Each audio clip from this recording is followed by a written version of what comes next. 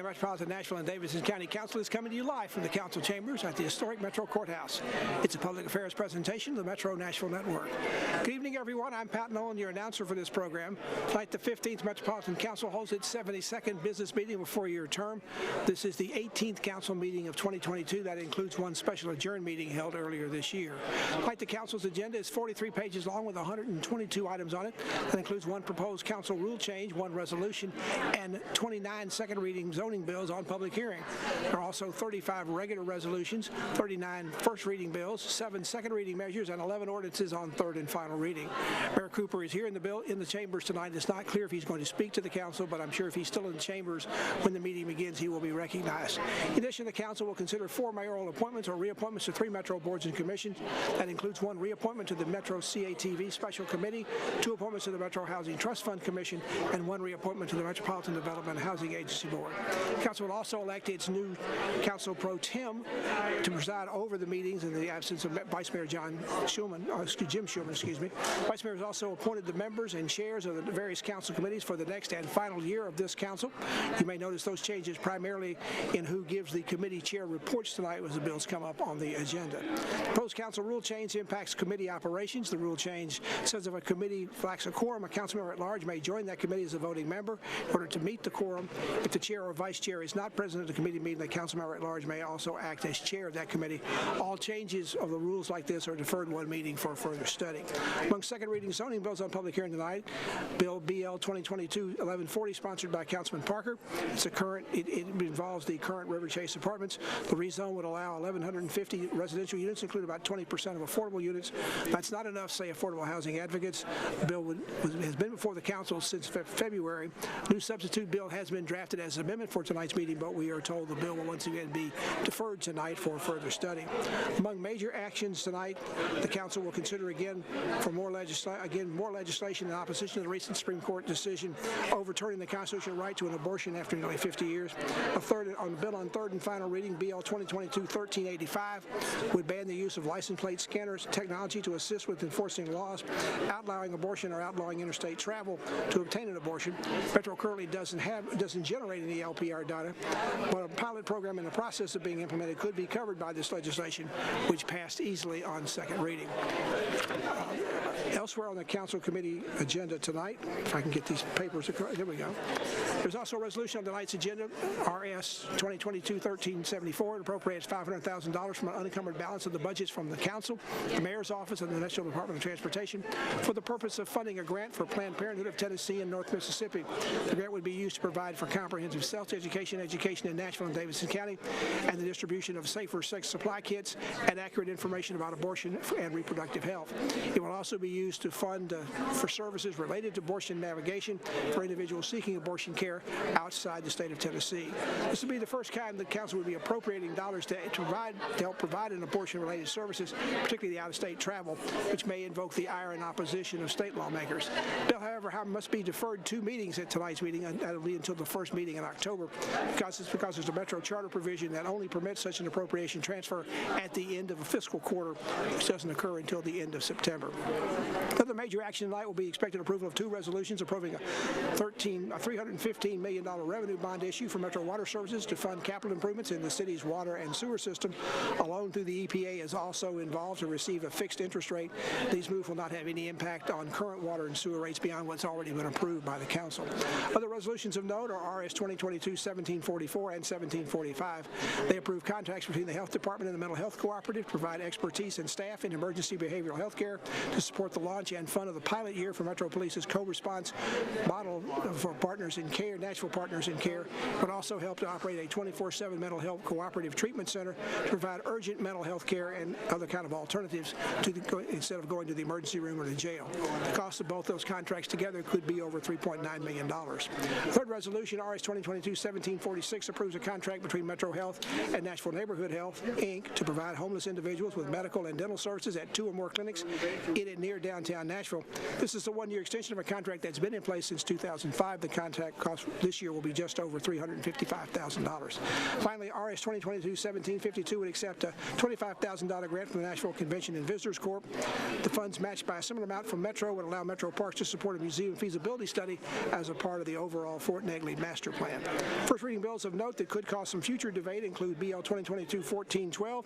It would remove all parking requirements for new developments in many parts of the city, and BL 2022-1415 that would create a committee to study the city's current tax incentives and tax abatements.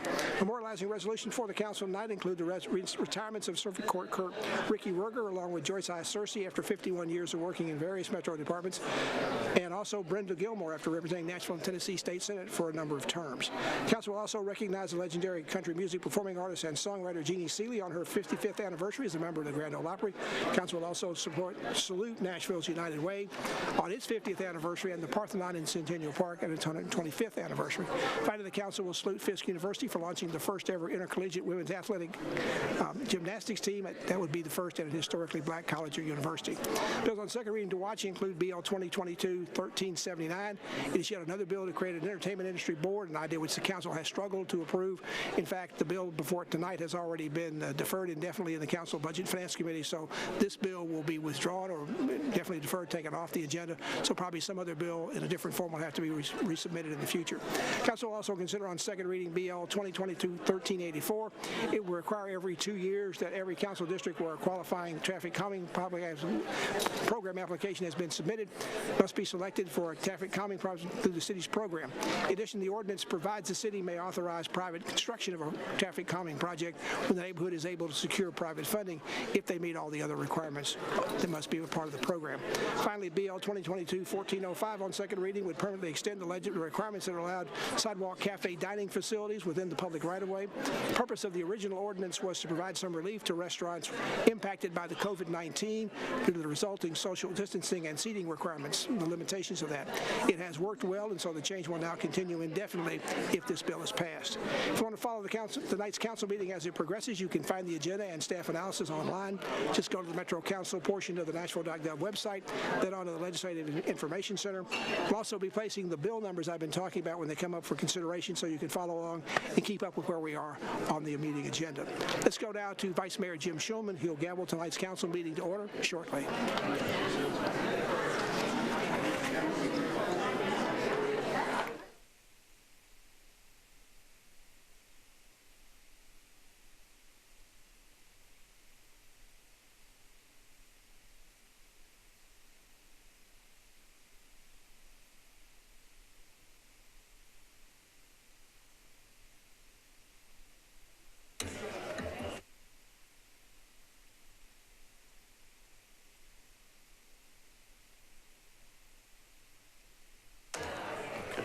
Let it go. Oh, very good. And thank you both. Just stay right here. Will the meeting please come to order? We welcome you to the Metro Council. Today is Tuesday, September 6, 2022. Hope everyone had a good Labor Day weekend. Will all members of the council, as well as the public, please rise for the invocation. Remain standing for the Pledge of Allegiance. The invocation this evening will be offered by Garland Pulley, the guest and son of Council Member Russ Pulley. Good evening, council members. I know you're probably used to Councilman Pulley talking all night, so I won't do that. I can have a few words to say.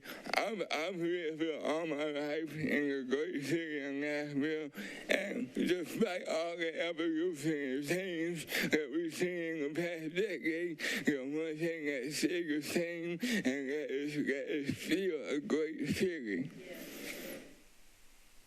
There are many things that make up a great city. Two of those things for me are hot chicken and hockey games. Nothing is better than eating hot chicken at the hockey game, you know. However, one of the most important components of a great city are the people who run it. If you read the Bible, there's a story in Matthew chapter 20 about a mother who wants her sons to be great. And her way of being great is to sit at the right and the left of Jesus. But Jesus told her, whoever wants to become great among you must be your servant. So greatness is not your possession, it's not power, or it's not prestige. is service.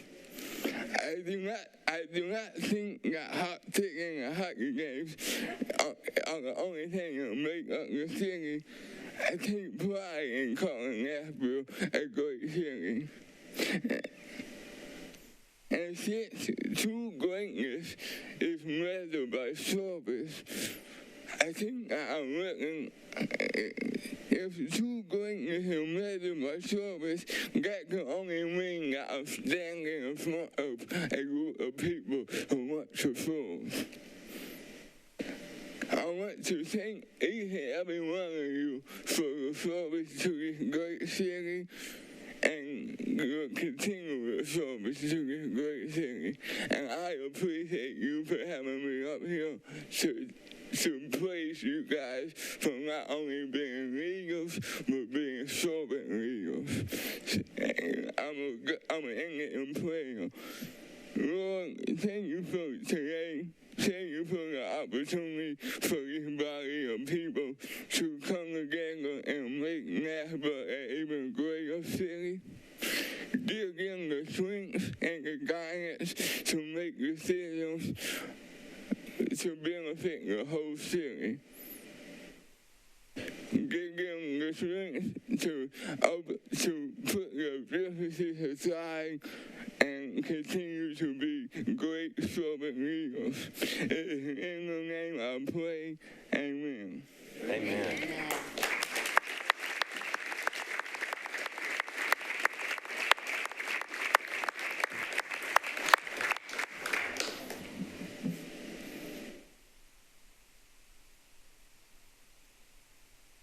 I pledge allegiance to the flag of the United States of America and to the republic for which it stands, one nation, under God, indivisible, with liberty and justice for all.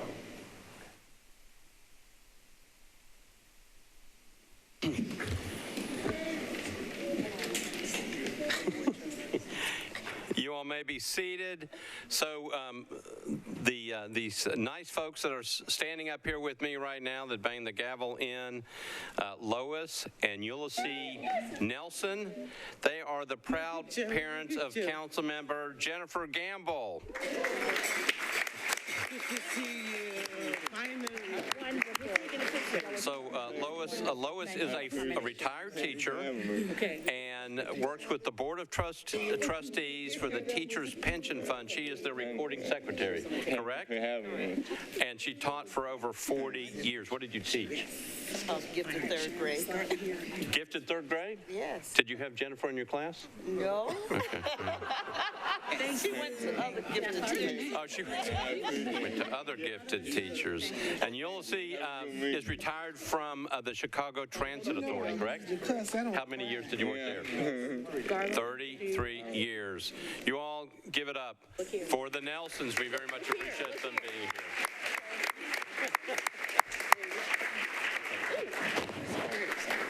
Come here, I'm getting a picture with you. You want a picture with the real leader of the family? The real leader.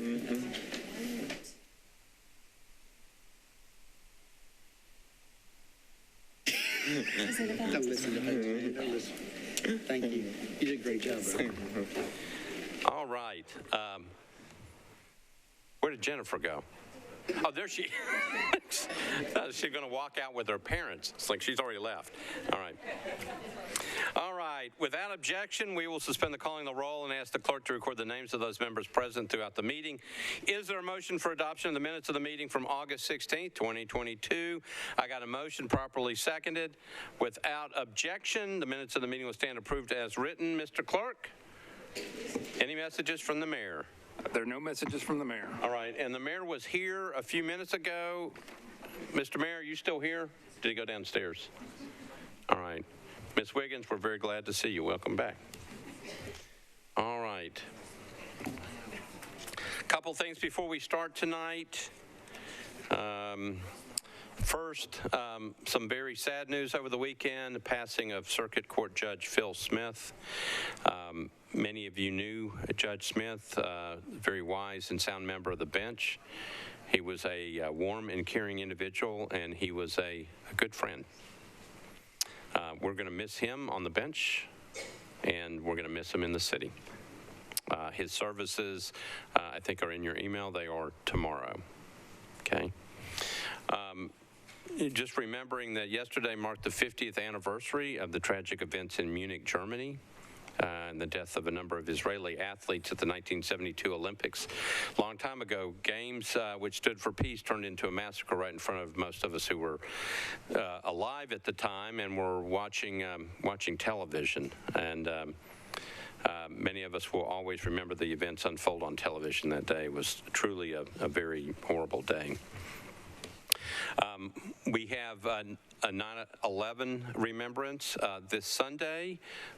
Councilmember Rutherford or Councilmember Hancock, could you all give us some instructions on what we're planning to do? Councilmember Hancock? Yes, so as per tradition, we're going to meet on the steps of the historic Metro Courthouse at 7 a.m. And this time we're going to be doing a reading. So when Rosie sends out the invitation tomorrow, if you can RSVP ASAP, and we will give you your assignment on what you will be reading. Probably the first 10 or so that respond will be doing that, and just an opportunity for all the council members to come together on an issue that I know we all agree on, that this was, a horrible event, and we stand in solidarity together. Thank you, Councilmember Hancock. Councilmember Rutherford, anything else? Good, okay. We've been doing that ever since, obviously, 2002. We always gather together on 9/11 in the morning, just to show that some things are so important that we can stand together and act as a true governing body. We do have 2 vacancies on the Community Oversight Board. I believe you've gotten that information in your email. One vacancy will be filled by either a community organization or by private petition signed by 50 residents. The other vacancy is to be filled by nominations submitted by council members. Board members must be registered voters of Davidson County. September 20th, 2022 is the deadline for nominations.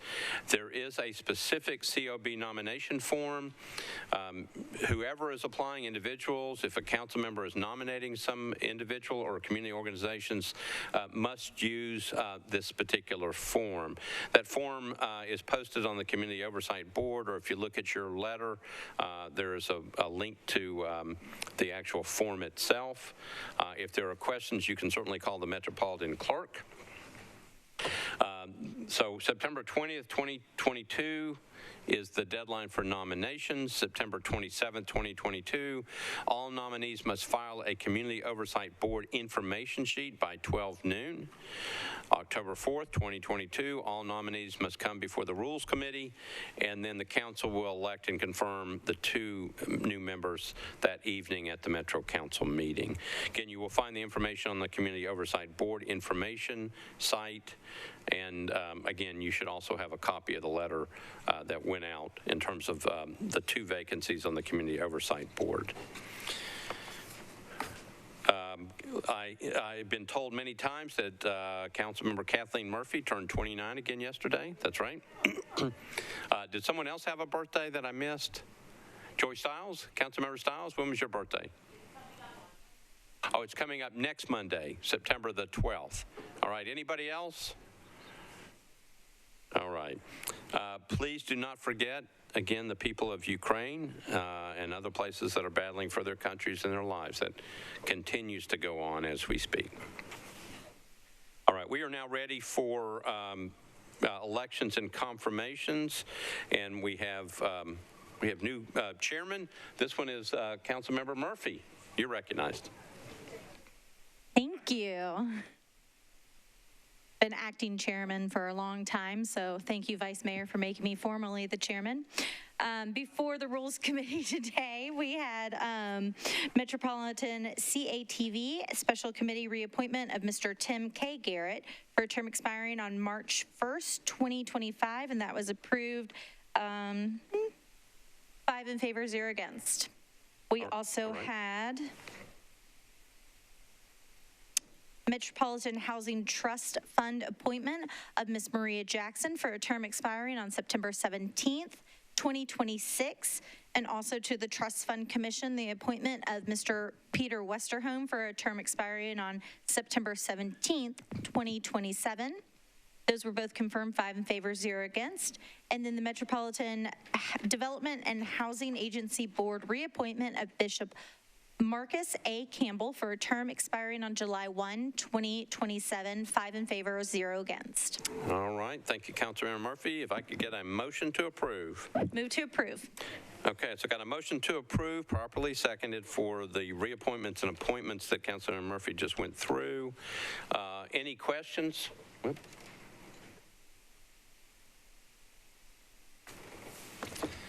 Okay, any discussion? Seeing none, we're ready to vote. All in favor of the motion, say aye. Aye. Opposed, no. Motion is approved. If you would, when I call your name, please stand so we can recognize you and just remain standing. Mr. Tim Garrett for CATV Special Committee. Mr. Garrett, thank you. Ms. Maria Jackson for the Metropolitan Housing Trust Fund Commission. There's Ms. Jackson, Mr. Peter Westerholm, former council member, Metropolitan Housing Trust Fund Commission, and Bishop Marcus Campbell for the Metropolitan Development and Housing Agency Board. Thank you all for being willing to go through all this and being willing to serve your community. Thank you very much.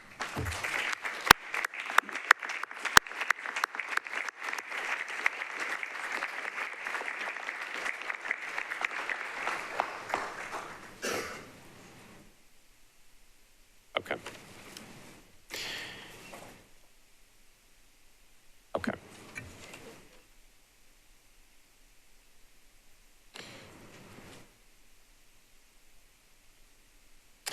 All right, we are now ready for the election of the council president pro tem. This is for a one-year term. I want to thank Council Member Dave Rosenberg for the last year for helping. Thank you very much.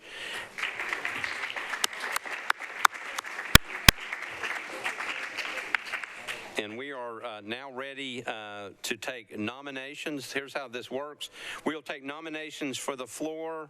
From the floor, we'll see how many nominations we have, and then we will then pass out paper ballots, and we'll be voting that way. So nominations, Councilmember Evans, you're recognized. Thank you, Vice Mayor. I'd like to nominate Councilmember Russ Bradford. Okay, Councilmember Russ Bradford is nominated. All right, Councilmember Gamble. Thank you, Vice Mayor. I'd like to nominate Councilmember Quante Toombs. Okay, and Councilmember Quante Toombs is nominated. Any other nominations? All right, seeing none, those two individuals, we will select one of those as the pro tem. The two choices are Councilmember Russ Bradford and Councilmember Quante Toombs, and I believe Danielle Godin is passing out ballots at this point. So I think there could be two lines on that ballot. Only write in one name.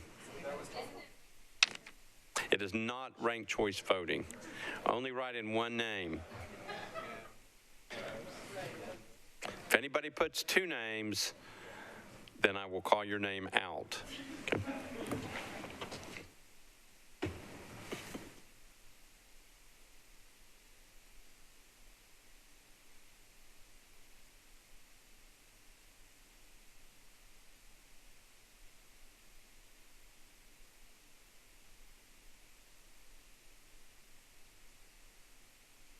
I think once you fill it out, Councilmember Murphy, you need to hold it up.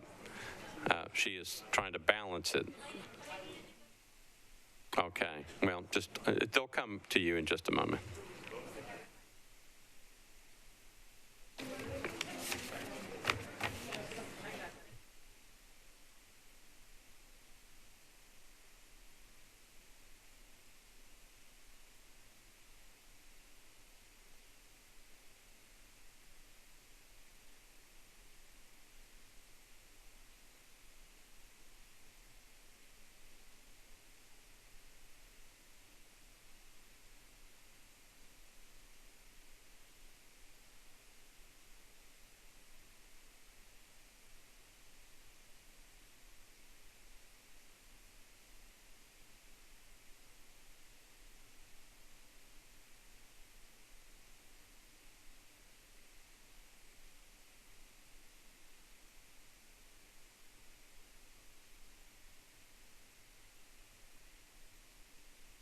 Have all ballots been collected? Okay.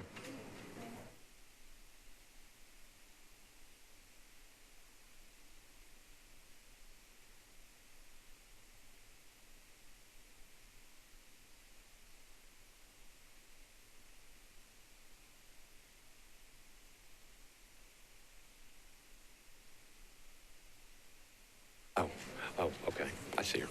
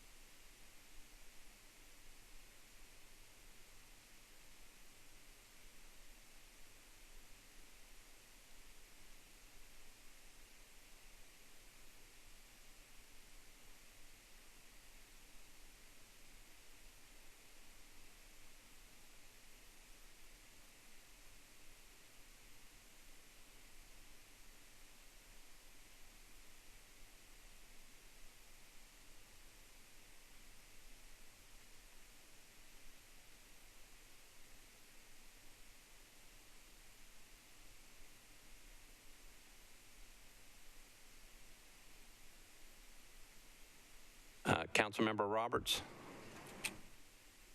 Councilmember Roberts. You put both names on the ballot.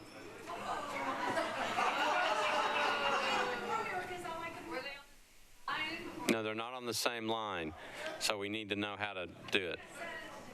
You did? Okay.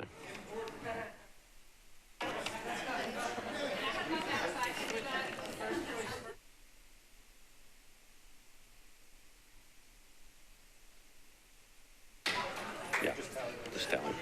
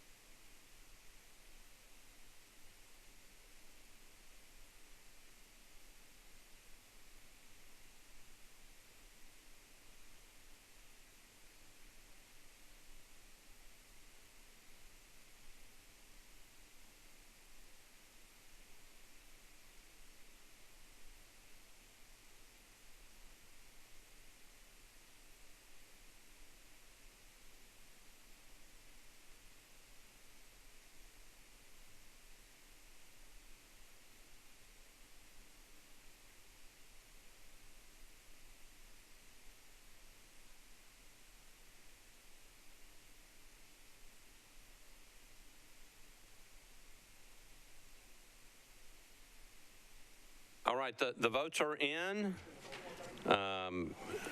Councilmember Toombs got 25 votes. Councilmember Bradford got 7 votes. Our new pro tem is Councilmember Toombs.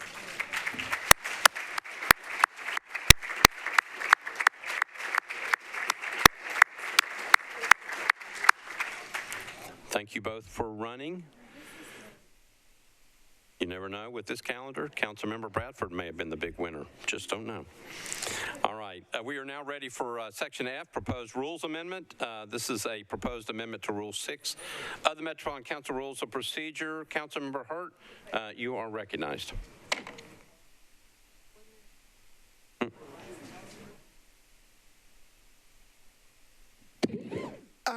I think it was deferred, but I guess I need to get committee reports. Yeah. So, Councilmember Murphy, committee report.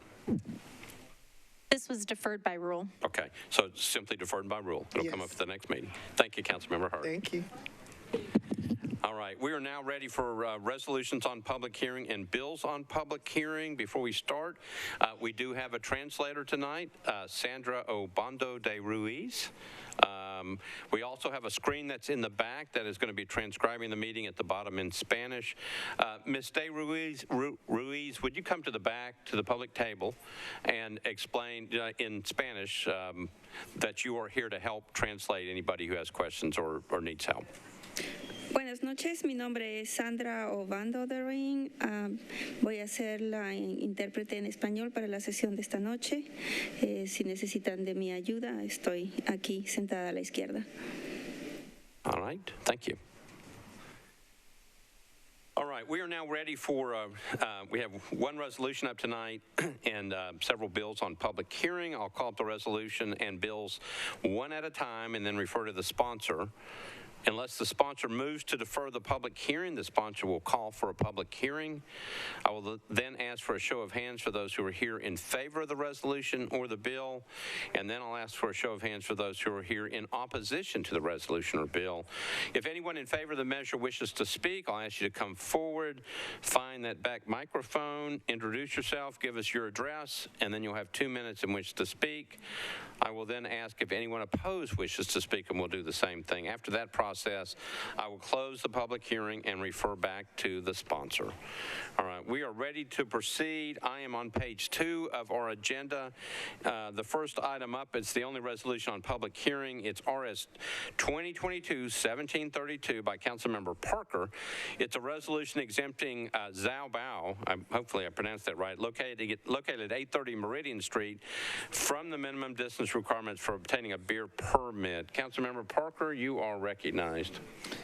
Thank you, Vice Mayor. I've got the committee report. Can I just proceed with that? Yeah, certainly. All right, Government Operations and Regulations considered this. We recommended approval 6-4 and 0 against. All right. Okay, Councilmember Parker, you're recognized. Thank you. I'd like to open the public hearing. Okay, declare the public hearing open on RS 2022-1732. Show of hands of those who are here in favor of the measure. Okay, thank you. A show of hands of those who are here in opposition to the measure. Don't see anybody in opposition. Sir, would you like to speak? All right. Declare the public hearing closed. Councilmember Parker, you're recognized. Thank you, Vice Mayor. I'll move approval of the resolution. Okay, so Councilmember Parker has moved approval of RS 2022-1732. Properly seconded. Any discussion on the resolution? Seeing none, we're ready to vote. All those in favor say aye. Aye. Opposed, no. You adopt. All right, we are now on bills on public hearing. First one up is item number 3. It's BL 2022-1061 by Councilmember Rutherford, and that can be taken with BL 2022-1062. BL 2022-1061 ordinance to amend Title 17 by changing from AR 2A to SP zoning for property located at 14656 Old Hickory Boulevard at the southern terminus of Harris Hills Lane. It's 81.38 acres, permits 291 single-family residential units, and the companion bill is BL 2022-1062, ordinance to authorize building material restrictions requirements for BL 2022-1061, proposed specific plan zoning district located at 14656 Old Hickory Boulevard. Proposed ordinance requires certain materials to be restricted in the construction of buildings. Council Councilmember Rutherford, you're recognized on both those bills. Thank you, Mr. President. I move for a 2-meeting deferral on both bills. All right, so it would show up at the first meeting in October. I think it had to move because there were no notices. Is that right? I was going to do that anyway, so it's neither here nor there. All right, so the motion is to defer to the first meeting in October. Properly seconded. Any discussion on that? Seeing none, all those in favor of the deferral motion say aye. Aye. Opposed, no. This one's, both those bills 3 and 4 are deferred to the first meeting in October.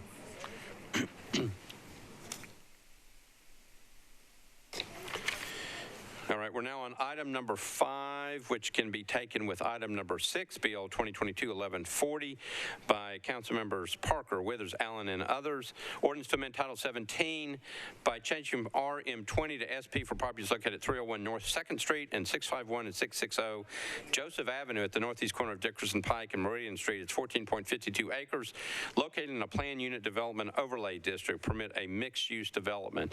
And item number 6, BL 2022-1141, is the companion bill, an ordinance authorized building material restrictions and requirements for BL 2022-1140, proposed specific plan zoning district located at 301 North 2nd Street, 651, 660 Joseph Avenue.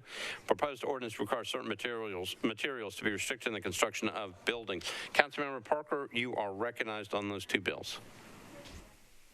Do we have committee reports? Or? No committee reports.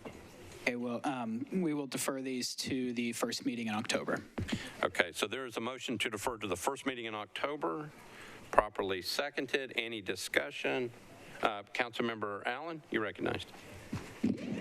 Thank you, Mr. Vice Chair. I signed on to this bill because I'm excited for what it represents, both for the immediate community and also for the city in general. We all know that we have an affordable housing crisis, and that often when an apartment complex gets built, it's because an out-of-town investor is simply going to tear it down and build luxury units that no one can afford to live in. And I appreciate the work that the council member has done with the community and with this developer to work to develop a community a benefit agreement that will talk about commitments to preserve that housing affordability, and they've put their money where their mouth is and worked really hard to help the people that are there get resettled during this transition, which I think shows their earnestness. So I understand that there's still some issues to be worked out, and I'm hopeful that that can happen in this next month. And I just would ask that as this comes back to us in October, that everything that can be done and to use this month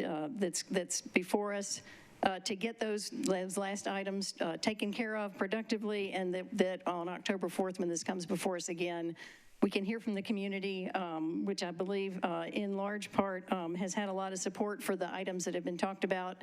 Hopefully then get the last few items taken care of, and that when this does come back to us, that we can move forward, because I think it has the potential to set a great precedent in a way that the community can work together and hang on to something that we desperately need to hang on to.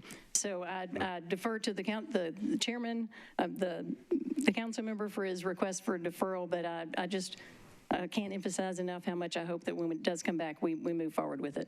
All right. Thank you, Councilmember Allen. Councilmember Hurt. Thank you, Mr. President. I, too, want to stand and say that I appreciate the work that the council member has done on this. And it's things like this that disheartens me when it comes to having to make decisions, because I've worked with many of those organizations like Neighbor Works, and I recall when it was Neighborhood Works before Neighbor Works, and I've worked with them for some 20 years, and I've worked directly with the Urban League and all of the things that they've done with workforce development and housing, and also with Jackie Sims, who has been leading PATH, and I know the work that they've done and how earnest efforts that they put into it, and Clifton Harris as well, having an understanding. I've been able to talk with the Housing Fund, MDHA director, and many people who are experts in this area, and they do believe that this is a good project, and we've done very, very well. So I applaud the residents for taking a stand and demanding more for the community, but I do think that this is a project that's good for the community and can serve as a template for others to follow. And I do believe that the developers have really made an effort to be in compliance and a good neighbor for the residents. So I too will urge that we move forward in making sure something like this comes to fruition. Thank you. Okay, thank you, Councilmember. Councilmember Van Rees, you're recognized. Yes, I don't want to necessarily echo what my colleagues have said, which I agree with 100%. I am wanting to see if there's a way when this comes back to public hearing in October that I'm asking for a commitment on the date certain that we will have a vote on the first meeting in October after giving this another month to achieve what I know Mr. Parker wants to see done in regard to more conversation, having that public hearing on the 4th. I just don't want to see this deferred again, and I'm wanting to find out if there's a way, even whether or not it's just a direct request or a motion to make sure that the public hearing being deferred to October 4th is a date certain. And that we would absolutely hear this on the 4th. Let me refer to Councilmember Parker. He's next anyway. Councilmember Parker. Thank you, Vice Mayor. I want to remind folks that what's before us tonight is a zoning bill. This is zoning, which is, there's no precedent for it in the area. This has been a complex conversation between the community and the developers and the residents who were existing on the site at the time. I appreciate all of the interest in this zoning bill in my district from my colleagues. That's phenomenal, but what is before us is a zoning bill. There is more work to be done to get consensus from the community to support this zoning bill going forward. That's the reason for the deferral. And frankly, if that work has not been done and those meetings have not been had to the satisfaction of the community, then no, we won't have a public hearing in October. So just to be clear about that, and I would ask that we go ahead and defer this zoning bill to the first meeting in October. Okay. Okay, anybody else want to be heard on this one? All right, the motion is on items number 5 and 6. It's BL 2022-1140 and BL 2022-1141. Is defer tonight before the public hearing to the first meeting in October. Again, it was properly seconded. Ready to vote. All those in favor of the deferral motion say aye. Aye. Opposed, no. The deferral motion passes. All right, we are now on item number 7 by Councilmember O'Connell. Councilmember Porterfield, for what reason? Can I be marked as abstaining, please? Certainly. Okay. Anybody else? Councilmember Nash is abstaining. All right. We're going to go on to BL 2022-1152 by Councilmember O'Connell. Ordinance to amend Title 17 by changing from IWD to MULA zoning for property located at 897 Elm Hill Pike, 430 feet east of Fester's Lane. It's 0.34 acres. Councilmember O'Connell, you're recognized. Thank you, Mr. President. We did not get notices back on this one, and we will need to defer this to the public hearing in October, please. Okay, so this will be automatically deferred to the first meeting in October. Okay, we're on items number 8 and 9. BL 2022-1155 by Councilmember Withers. Ordinance to amend Title 17 by applying an historic landmark interior overlay district to property located at 518 Russell Street, southwest corner of Russell Street and South 6th Street, zoned R8 within the Edgefield Historic Preservation District. And item number 9, which is BL 2022-1156, also by Councilmember Withers, an ordinance to amend Title 17 by applying a neighborhood landmark overlay district, property located at 518 Russell Street, southwest corner of Russell Street and South 6th Street, zoned R8 within the Edgefield Historic Preservation District. Councilmember Withers, you are recognized on both those measures. Thank you so much, Mr. Vice Mayor. I need to defer both of those items indefinitely. Okay, so both of these are going to be deferred indefinitely. That's the motion, properly seconded. Any discussion on the motion to defer indefinitely? Seeing none, all those in favor of the motion to defer indefinitely say aye. Opposed, no. These two are both deferred indefinitely. Okay, thank you, Councilmember Withers. Next one is Councilmember Evans. BL 2022-1328, an ordinance amending section 17.16.060 of the Metropolitan Code to delete the limitations on veterinarian facility size and the number of veterinarian establishments per lot in zoning districts where the veterinarian use is permitted conditionally. Councilmember Evans, you're recognized on that bill. Thank you. I'd like to open the public hearing. Okay. So I'm going to open the public hearing on BL 2022-1328. Show of hands of those who are here in favor of that measure. Okay. Show of hands of those who are here in opposition to that measure. Seeing nobody in opposition, in favor, wish to speak? Nope. Declare the public hearing closed. Councilmember Evans, you're recognized on your bill. Thank you, Vice Mayor. So this opportunity to improve Title 17 is really around making sure that veterinarians become a by right use in many different districts in Title 17. This was a direct issue that I experienced in District 12 recently, and Joey Hargis supports moving forward. The Planning Commission did vote in favor. I do have a substitute on this legislation from the Planning Commission that I am in support of moving forward as well. All right, Councilmember Evans, do you want to move the substitute tonight, or? Yes, I'd like to move the substitute tonight. All right, so Councilmember Evans has moved a substitute on BL 2022-1328. Properly seconded. Back to you for a quick explanation of the substitute. The substitute changes the size of veterinarian offices currently in districts where they're currently permitted. You're limited to 2,500 square feet of veterinarian offices. This is going to increase it to 4,000 square feet. And one of the reasons why this is important is because many veterinarians are kind of moving towards a model where they have not only veterinary services, but also dog daycare, boarding facilities that are larger. So it's not just go and get your dog or pet checked out. It's also kind of turning these facilities into a one-stop shop, and it's also expanding the by right use in several of the different table codes that are referenced in the substitute. Okay, so you've heard an explanation of the substitute. Any questions on the substitute? Oh, Councilmember Allen, you're recognized. Thank you, Mr. Vice Mayor. I just am wondering if the sponsor could talk a little bit more about what the problem was with 2,500 square feet and how 4,000 addresses. And maybe it's just that adding the additional uses is where that came from, but just interested to know what things have changed that make that necessary. Councilmember Evans? I apologize. Would you mind repeating that again? I missed a little bit at the beginning. Allen? Just thank you. Just the need to go from 2,500 to 4,000. Is that just because of the addition of the kennel uses and the doggy daycare?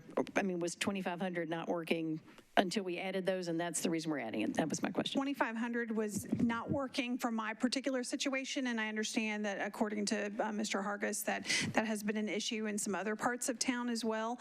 I feel like 4,000 is probably still on the small side, but it is making the by right availability, so other potential veterinary offices will not have to go to the Board of Zoning Appeals. It felt a little arbitrary to me to go from 2,500 to 4,000, but I'm willing to do that, and that way planning and zoning codes commissioner can evaluate, is this acceptable or not? Okay. All right. Any other questions on this one, on the substitute? Seeing none, we're voting on the substitute to BL 2022-1328. All in favor of the substitute say aye. Opposed, no. Substitutes on. Councilmember Evans, you're now on your bill as substituted. I'd like to move approval on the bill as substituted. All right, so you got a motion to approve BL 2022-1328 as substituted, properly seconded. Any discussion? Seeing none, all those in favor of BL 2022-1328 as substituted for passage on second reading say aye. Aye. Opposed, no. Motion passes. We're now on 11 and 12. These are Councilmember O'Connell's The first one is BL 2022-1339. It's an ordinance to amend Title 17 by changing from IR to SP zoning for properties located at 2nd Avenue North, unnumbered, 1st Avenue North, unnumbered, 1500 2nd Avenue North, and 100 Van Buren Street at the northwest corner of 1st Avenue North and Van Buren Street.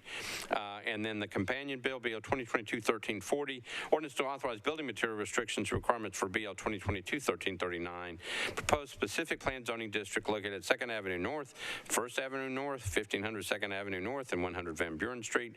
The proposed ordinance requires certain materials to be restricted in the construction of buildings. Councilmember O'Connell, you're recognized on both those bills. Thank you, Mr. President. We can open the public hearing on both, right? Okay, that's right. Okay. So we'll declare the public hearing on both those two bills, 1339 and 1340, declare them open. Show of hands of those here who are in favor of those two bills. All right, thank you. Show of hands of those who are here in opposition to those two bills. Don't see anybody in opposition. Those in favor wish to speak. Okay, declare the public hearing closed. Councilmember O'Connell, you're recognized. Thank you, Mr. President. I'd like to move approval of the brief comment. All right, Councilmember O'Connell has moved approval of both BL 2022-1339 and 1340 for passage on second reading, properly seconded. Back to you for discussion. Thank you, Mr. President. This is kind of at the northern section of Germantown, right as Germantown is moving into the Metro Water campus. And I know this project has had a lot of good discussion about greenway enhancement, as the greenway, if you look at this, is actually going to run through the site, and the interactions with the community have been good.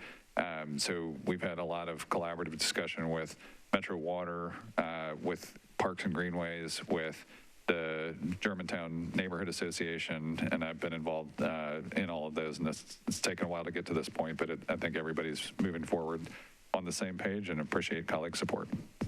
All right, thank you, Councilmember O'Connell.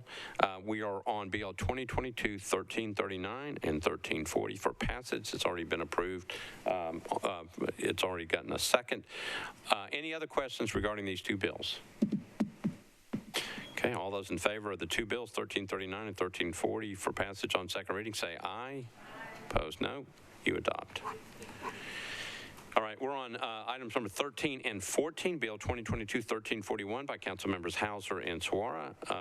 BL 2022-1341, ordinance to amend Title 17 by amending a specific plan for properties located at 616, 618, and 620 Old Hickory Boulevard and 7315 Sonia Drive. It's approximately 400 feet north of Tolbert Road. It's 29.6 acres. And then the companion bill, which is 1342, it's an ordinance to authorize building material restrictions for BL 2022-1341.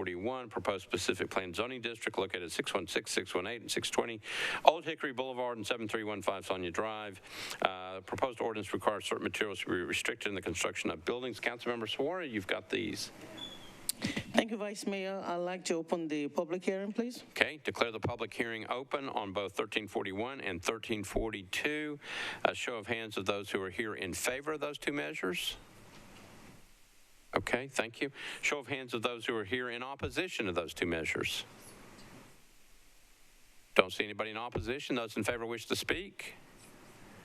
All right, declare the public hearing closed. Councilmember Suara, you're recognized on the two bills. Thank you, Vice Mayor. Councilmember Hauser says hello from London. She's delayed, but she wants you all to approve this, and so with that, I move for approval. All right, so Councilmember Suara has moved for approval of both 1341 and 1342. Properly seconded. Any discussion on the bills? Seeing none, ready to vote. All those in favor of the two bills say aye. Aye. Opposed, no. Two bills pass on second reading. We're now on item number 15. It's BL 2022-1346 by Councilmember Murphy. It's an ordinance amending Chapter 17.04 and 17.12 of the Metropolitan Code to amend regulations on accessory structures and to amend regulations on the allowed building height of single and two-family dwellings in the urban zoning overlay district. Good running, Councilmember Murphy.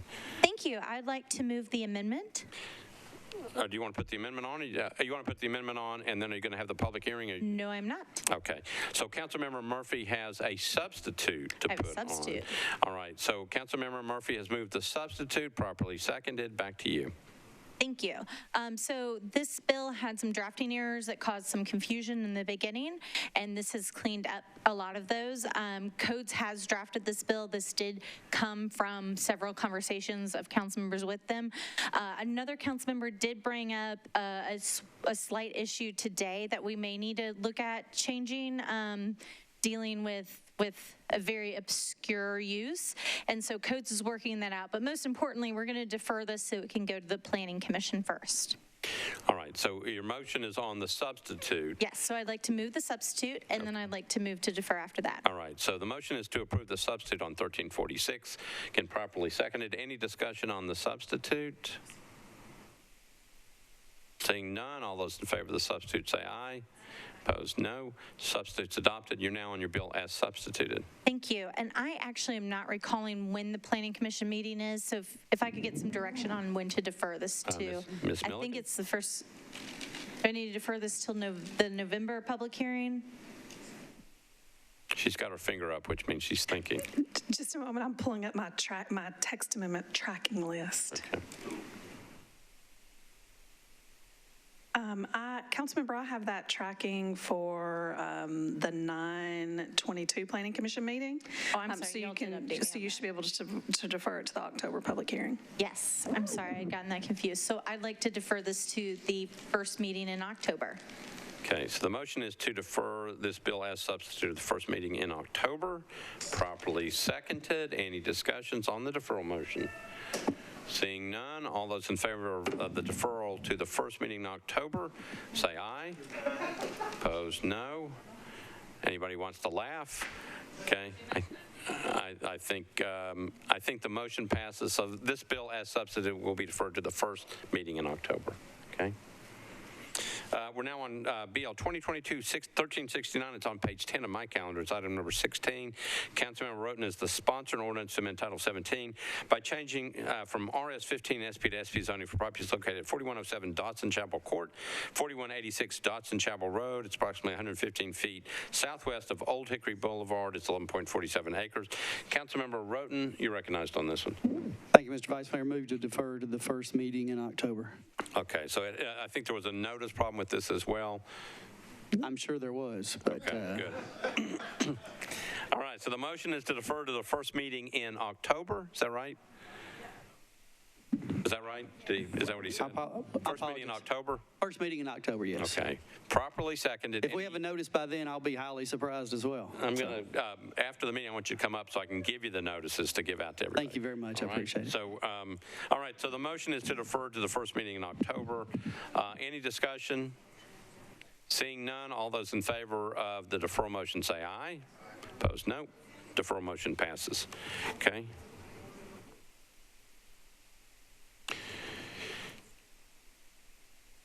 Okay. BL 2022-1371 by Councilmember Swope. It's an ordinance to amend Title 17 of the Metropolitan Code by changing from AR28 to CS property located at 6663 Nolensville Pike. It's 375 feet northwest of Concord Hills. It's 3 acres. It's a disapproved bill. Councilmember Swope is not here, so it will be deferred automatically to the first meeting in October. Okay. Okay, item number 18, which can, I believe, be taken with items number 19 and 20, all three together. They're by Councilmember Rosenberg. BL 2022-1394, an ordinance to amend Title 17 by changing from AR2A and CL to SP zoning for property located at Newsom Station Road, unnumbered, approximately 285 feet west of Settlers Way, 10.51 acres, located in a planned unit development overlay district. The next one is BL 2022-1395 by Councilmember Rosenberg. Ordinance to authorize building material restrictions and requirements for BL 2022-1394. Proposed specific plan zoning district located at Newsom Station Road. Proposed ordinance requires certain materials to restrict the construction of buildings. BL 2022-1396 by Councilmember Rosenberg. Ordinance to amend Title 17 by canceling a portion of a plan unit development located at Newsom Station Road, unnumbered, approximately 300 feet west of Settlers Way, 10.51 acres. Councilmember Rosenberg, you're recognized on all three bills. Thank you, Mr. President. Move to open the public hearing, please. Okay, declare the public hearing open. We're on 3 bills, 1394, 1395, and 1396. Declare the public hearing open. Show of hands of those who are here in favor of those measures. All right, thank you. A show of hands of those who are here in opposition to those measures. Don't see anybody in opposition. Nobody wants to speak. Declare the public hearing closed. Councilmember Rosenberg, you're on all 3 bills. Thank you, Mr. President. There are amendments on the first and third bills that are technical, and I move adoption of those, please. And you okay with doing them together? Are they the same amendment? It's the same amendment. Councilmember Rosenberg, it's the same amendment, correct? Yes. Okay. So we'll go ahead and let you do it on both. So there's an amendment on BL 2022-1394 and the exact same amendment on 1396. So Councilmember Rosenberg has moved the amendments on both those 2 bills. Properly seconded. Explanation for the amendments. There was some text that needed to be in zoning bills that was missing. Ms. Darby. That's correct. It's the enacting clause that was inadvertently left off of the original legislation. Okay. All right, so you've heard the explanation of the amendment. Councilmember Rosenberg has moved both amendments for 1394 and 1396. Properly seconded. Any discussion on the amendments? Seeing none, all those in favor say aye. Opposed, no. The amendments are on both bills. So, Councilman Rosenberg, you've now got BL 2022-1394 as amended, BL 2022-1395, and BL 2022-1396 as amended. You're recognized. Thank you, Mr. President. There's still a little bit more work to do on the SP for third reading, but I move approval of all 3 on second reading, please. All right, so you've heard the motion to approve all 3 on second reading, properly seconded. Any discussion on the 3 bills? Seeing none, we're ready to vote. All those in favor of the 3 bills say aye. Opposed, no. The motion passes. Next one is Councilmember Parker. This is BL 2022-1397. It's an ordinance to amend Title 17 by changing from RS5 to SP zoning on property located at 930 McPherrin Avenue and 907 West Eastland Avenue. It's approximately 175 feet east of Seymour Avenue, 2.42 acres. Councilmember Parker, you're recognized. Thank you, Vice Mayor. I'd like to open the public hearing. All right. So to declare the public hearing open, show of hands of those who are here in favor of that bill, 1397. All right. Thank you. A show of hands of those who are here in opposition to that bill. Didn't see anybody in opposition. Those in favor wish to speak. Don't see anybody coming. Declare the public hearing closed. Councilmember Parker, you're recognized on your bill. Thank you, Vice Mayor. I'd like to move for approval. All right, so Councilmember Parker has moved for approval for passage on second reading, properly seconded. Does this have an amendment on it? Same thing. All right, so Councilmember Parker, there is an amendment. It's that same enacting clause. Do you want to go ahead and put it on? Yes, sir. Thank you. I'll move the amendment. All right. So Councilmember Parker has moved the amendment on 1397, properly seconded. It's the same editing amendment that we just did with Councilmember Rosenberg. I recall when staff sent it over. Yes, thank you. All right. All right. So we're first on the amendment. Any questions on the amendment? Bless you. All right. All those in favor of the amendment say aye. Aye. Opposed, no. Amendment's adopted. You're on your bill as amended, 1397. Thank you, Vice Mayor. I'd like to move the bill as amended for approval. All right. So Councilmember Parker has moved 1397 as amended for approval on second reading, properly seconded. Any questions or discussions? Seeing none, all those in favor say aye. Opposed, no. You adopt. Okay, Councilmember Parker, this is... we could have taken this one together. This is BL 2022-1398, ordinance to authorize building material restrictions for 1397. Proposed specific plan zoning district located at 930 McPherrin Avenue, 907 West Eastland Avenue. It's 175 feet east of Seymour Avenue. Proposed ordinance requires certain materials to be restricted in the construction of buildings. Councilmember Parker, you're recognized on the bill. Thank you, Vice Mayor. I'd like to open the public hearing. Okay, declare the public hearing open. This is the companion bill for that one, 1398. Show of hands of those who are here in favor of that measure. Show of hands of those who are here in opposition to that measure. Seeing nobody, declare the public hearing closed. Councilmember Parker, you're recognized on your bill. Thank you, Vice Mayor. Does this one also require the housekeeping amendment, or no? It does not. I'm seeing from staff. Okay, then I would like to move the bill for approval. Okay, so Councilmember Parker has moved 1398 for passage on second reading. Properly seconded. Any discussion? All those in favor say aye. Aye. Opposed, no. You adopt. Okay, we're on BL 2022-1399 by Councilmember Hall. It's an ordinance to amend Title 17 by change from RS 15 to R15 zoning for 4023 Meadow Road. It's 175 feet south of Cedar Drive, 0.39 acres. Councilmember Hall is not here, so this one be automatically deferred to the first meeting in October. We're on BL 2022-1400. By Councilmember Rosenberg. It's an ordinance to amend Title 17 by changing from RS 40 to SP zoning for property located at 8033 Highway 100. It's about 95 feet west of Temple Road, within the Highway 100 urban overlay, design overlay, 9.07 acres. Councilmember Rosenberg, you're recognized on your bill. Thank you, Mr. President. Move to open the public hearing, please. Declare the public hearing open. A show of hands of those who are here in favor of this measure. All right, thank you. A show of hands of those who are here in opposition to this measure. Okay, you got hands on both. So those in favor wish to speak, if you would come to the microphone.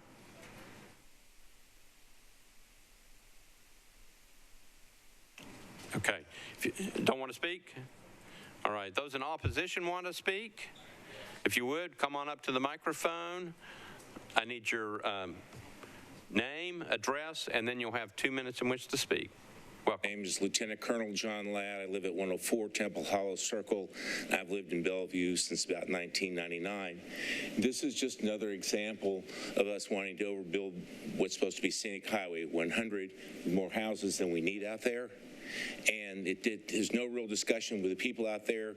It's generally this gentleman here acquiescing to someone who's a builder, many times former member of this council, saying, yeah, this looks good for our neighborhood, our community. It's not. When we had the overbuild with the Publix out there, and then we had the flood of 2010, we had water 2 feet from the top or from the bottom of the light out there. And so as you build more and more in that area, it's very concentrated, you add more asphalt. And as you add more asphalt, there's less place for the water to go when it rains. There's less place for the people, for the animals who live out there to go when it rains, okay? Or when they have to go somewhere. We killed deer and small animals at that section, and we've killed at least 3 people in the last year at that intersection. It's overcrowded. I live right near that intersection, and I hear the screeching of the cars and the sounds of the ambulances all the time. That area was considered that when they allowed them to do Publix over there, that in this same area they would not continue to overbuild. This is just an example of wanting to overbuild. Thank you. All right, thank you. Next gentleman, name, address, and then you'll have 2 minutes in which to speak. Wow. My name is John Eric Sherman. I'm at 5103 Cottrell Road, Nashville, just upstream of the Trace Creek from this parcel. I've been there since '98, and I too am concerned about the water drainage from Mr. Sherman, you may want to get a little closer to the microphone. Sorry. That's okay. Okay. I'm just concerned about the water drainage, because I was here in 10 and during the flood, and it was very, very close from coming over and getting to my 1,800 square foot garage and 2,200 square foot house. So I'm concerned about the drainage and what's going to be built there, and is it going to be whatever structure is there for the water to properly flow. Thank you. All right, thank you. Also, one other thing, I expressed my concern to the in an email form to the planning staff, and I didn't, to my knowledge, I didn't get an email back unless you get me here. Okay. Thank you. Thank you, Mr. Sherman. Anybody else want to be heard on this bill? Okay, declare the public hearing closed. Councilman Rosenberg, you're recognized. Thank you, Mr. President.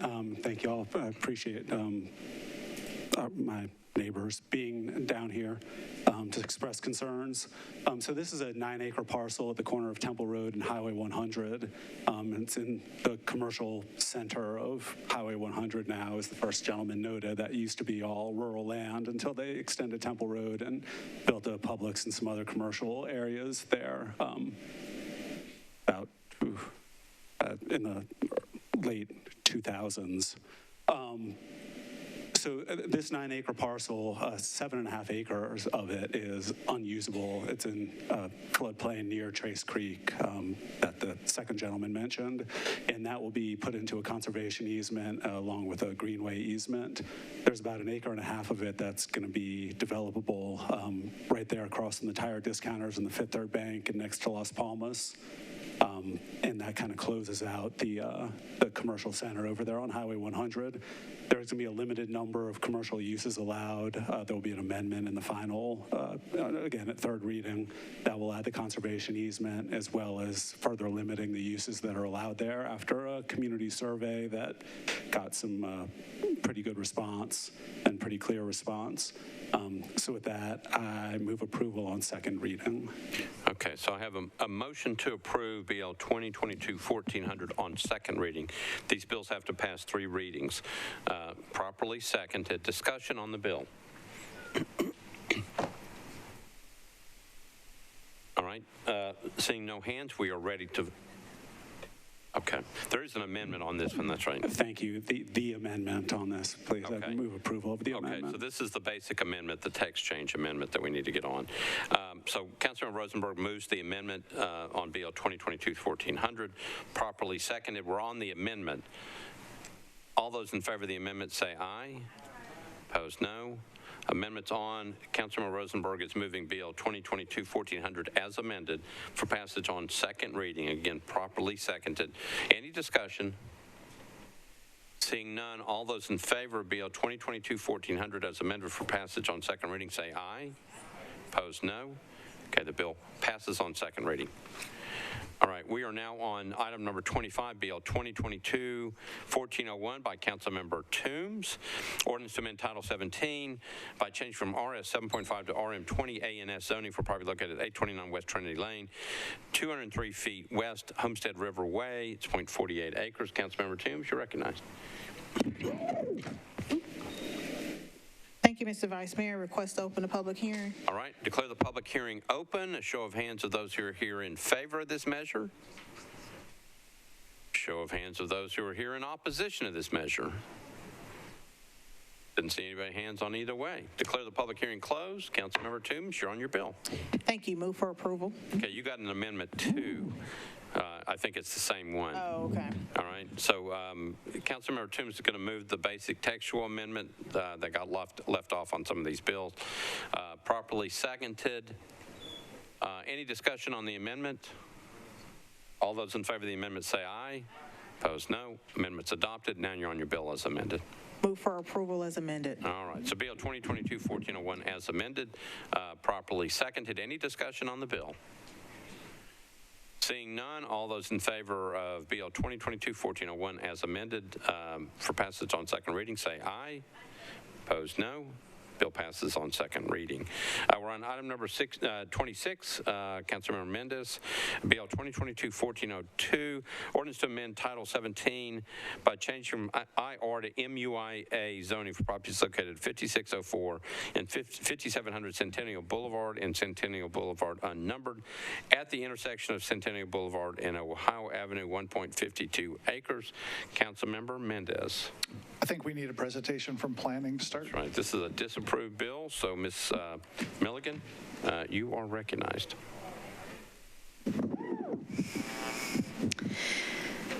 This is a request to rezone property located on Centennial Avenue from IR industrial restrictive to mixed use intensive alternative. The Planning Commission recommendation was to disapprove MUIA and recommend approval of MULA. Following the recommendation by the Planning Commission, the bill was filed as MUIA and therefore is a disapproved bill. The current zoning on the property is IR. Surrounding zoning includes MULA, SP, which is a residential SP, other IR. South of Centennial, you do have a mixture of CS, OL, and various SPs. Primarily along Centennial Avenue or Centennial Boulevard, you have a mixture of existing industrial uses and IR zoning, as well as mixed-use limited alternative zoning. The land use policy for the area indicated by the purple is T4 urban mixed-use neighborhood. Immediately across from Centennial is an area of T4 urban mixed-use corridor, but the majority of this area is policied as mixed-use neighborhood. This is an urban policy that generally supports mixed-use neighborhoods with heights of up to 5 stories. MULA is generally considered to be the most intensive zoning that's appropriate within an urban mixed-use neighborhood policy. The staff recommendation was to disapprove, and the Planning Commission agreed. MUIA permits an intensity of development not supported by the policy. It permits maximum building heights of up to 15 stories. The application didn't include any of the design elements that are included as factors when considering additional height within the policy area. And Centennial Boulevard was not identified as a center or corridor by Nashville Next. So there are some qualifications for how we might get to additional height, but with a straight zoning application, we weren't able as staff to review those.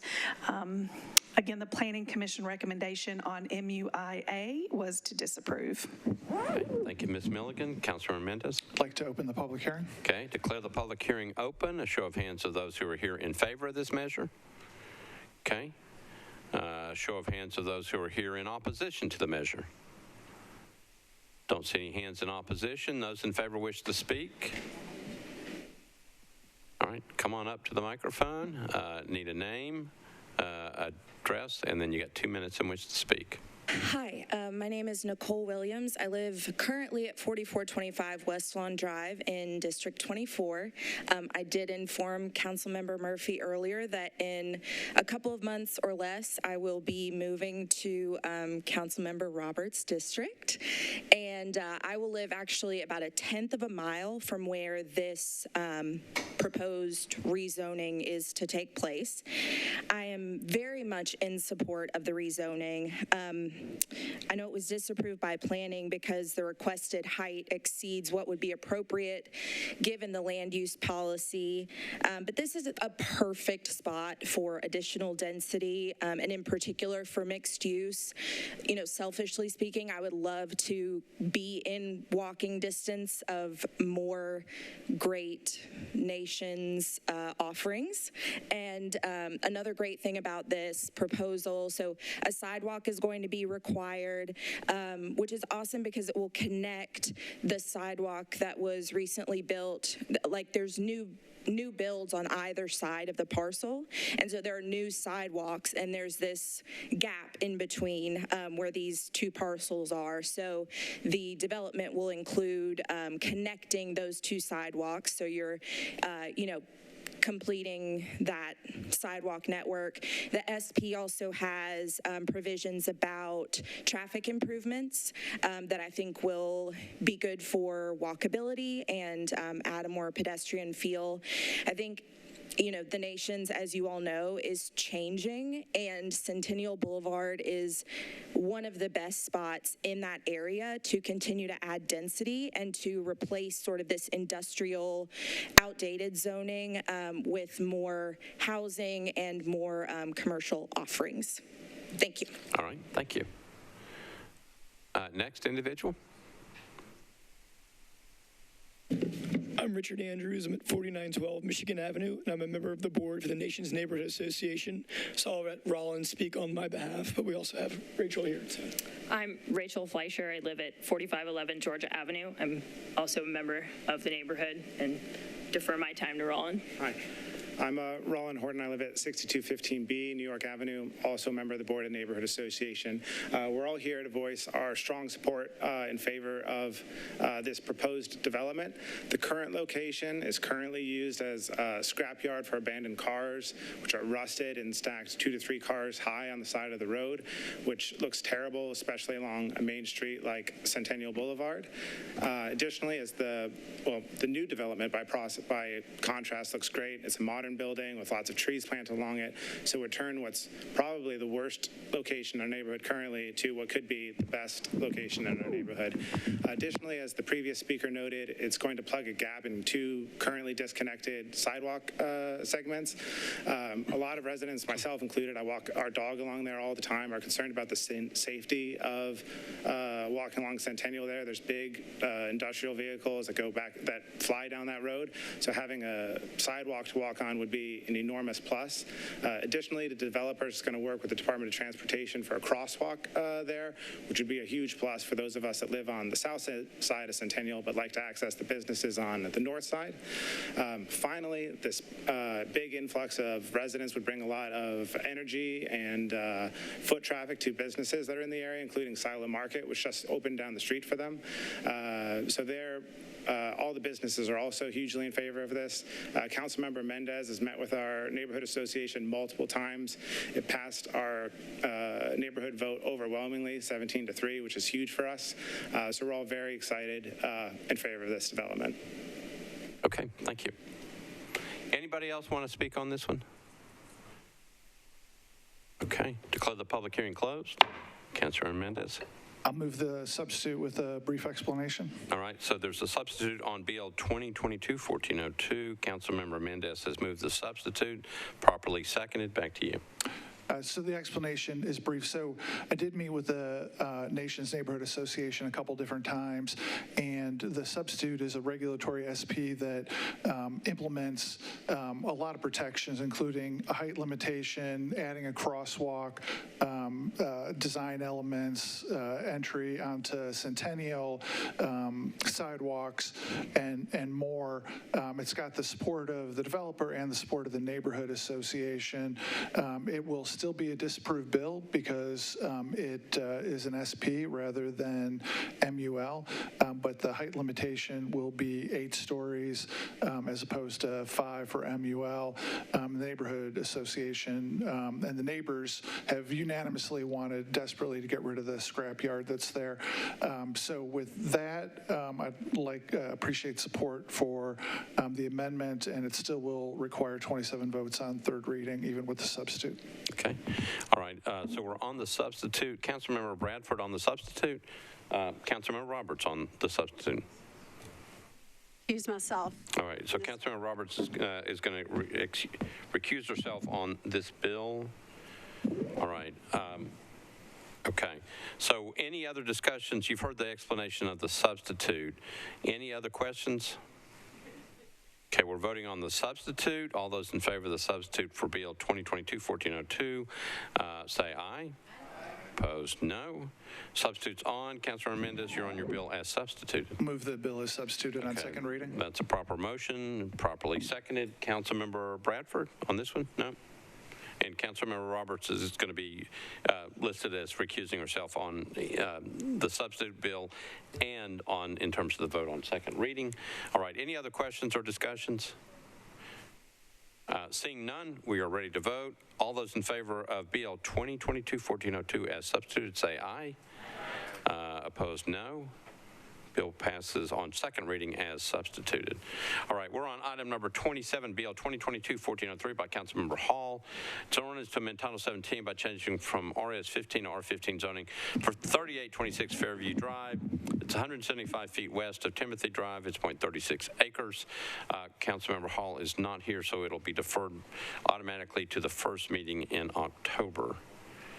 And the last bill up on bills on public hearing is Bill 2022-1404 by Councilmember Gamble. It's an ordinance to amend Title 17 by changing the preliminary plan for property located at Mulberry Down Circle unnumbered and a portion of property located at Dickerson Pike unnumbered, approximately 930 feet west of Dickerson Pike, 25.43 acres. Clarify language in ordinance number BL 2022-1310 to set the maximum allowed residential units to 149 multifamily residential units. Councilmember Gamble, you are recognized on your bill. Thank you, Vice Mayor. I'd like to move to add the amendment before opening the public hearing, if you can. I have no problem with that. Is this is a different type of amendment? It's not the same one. All right. So Councilmember Gamble has moved the amendment, properly seconded. Back to you for an explanation of the amendment. Thank you. Yes, this amendment came about to add a condition. This bill, if you recall, passed our council in July, but had to come back through because of an administrative error, typo in the bill. But upon bringing it back through, Nothing has changed on this project. We had several community meetings about the project. There's support for the project. Nothing has changed in the project. However, there was a condition that was discussed with the community for the developer to contribute funds toward the construction of a traffic light. And that wasn't in the initial bill that passed, so we want to make sure that we get it in since we have this do-over, and that's what the amendment is. All right, so you've heard an explanation of the amendment. Councilmember Gamble has moved the amendment, can properly second it. Any discussion on the amendment? Seeing none, all those in favor of the amendment say aye. Opposed, no. Amendment is adopted. You're on your bill as amended. Thank you. I'd like to open the public hearing. Okay, so I'm going to declare the public hearing open. We're on BL 2022-1404 as amended. All those in favor of this measure indicate by raising your hand. 2. All those opposed do the same. Please raise your hand. Okay, so we have people in favor and at least one in opposition. Those in favor wish to speak. If you would, please come to the microphone. You need a name, address, and you'll have 2 minutes in which to speak. Again, we're on BL 2022-1404 as amended. Name, address, and then 2 minutes. Trip Smith, 805 Davidson Drive. I'm the civil engineer on the project. As Councilmember Gamble said, this bill was approved. We're only back here because of a typo. It was also approved unanimously at Planning Commission, and we went through several neighborhood meetings, had the support of the neighborhood, of the council person, and then of this council previously before we amended an administrative issue with the typo. And so we just ask that that be taken into consideration. Thank you. All right, thank you.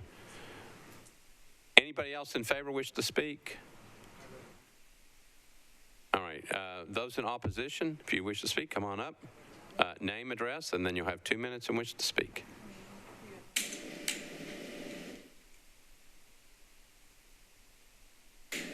Teresa Savoy, 1000 Mulberry Way, Nashville. I wasn't able to attend the earlier sessions due to health issues.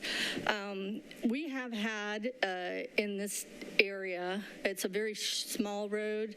It's been just these 170 houses that we've had for many, many years. And about a year and a half ago, we had a 170 unit development put in, and now houses are being built, and they're looking to add another 150 houses to a very secluded road that has had really no crime. All of the residents really are happy with each other. It's a very small area, and to accommodate so many houses so quickly is really going to put a lot of pressure, even with a light at the end of the road.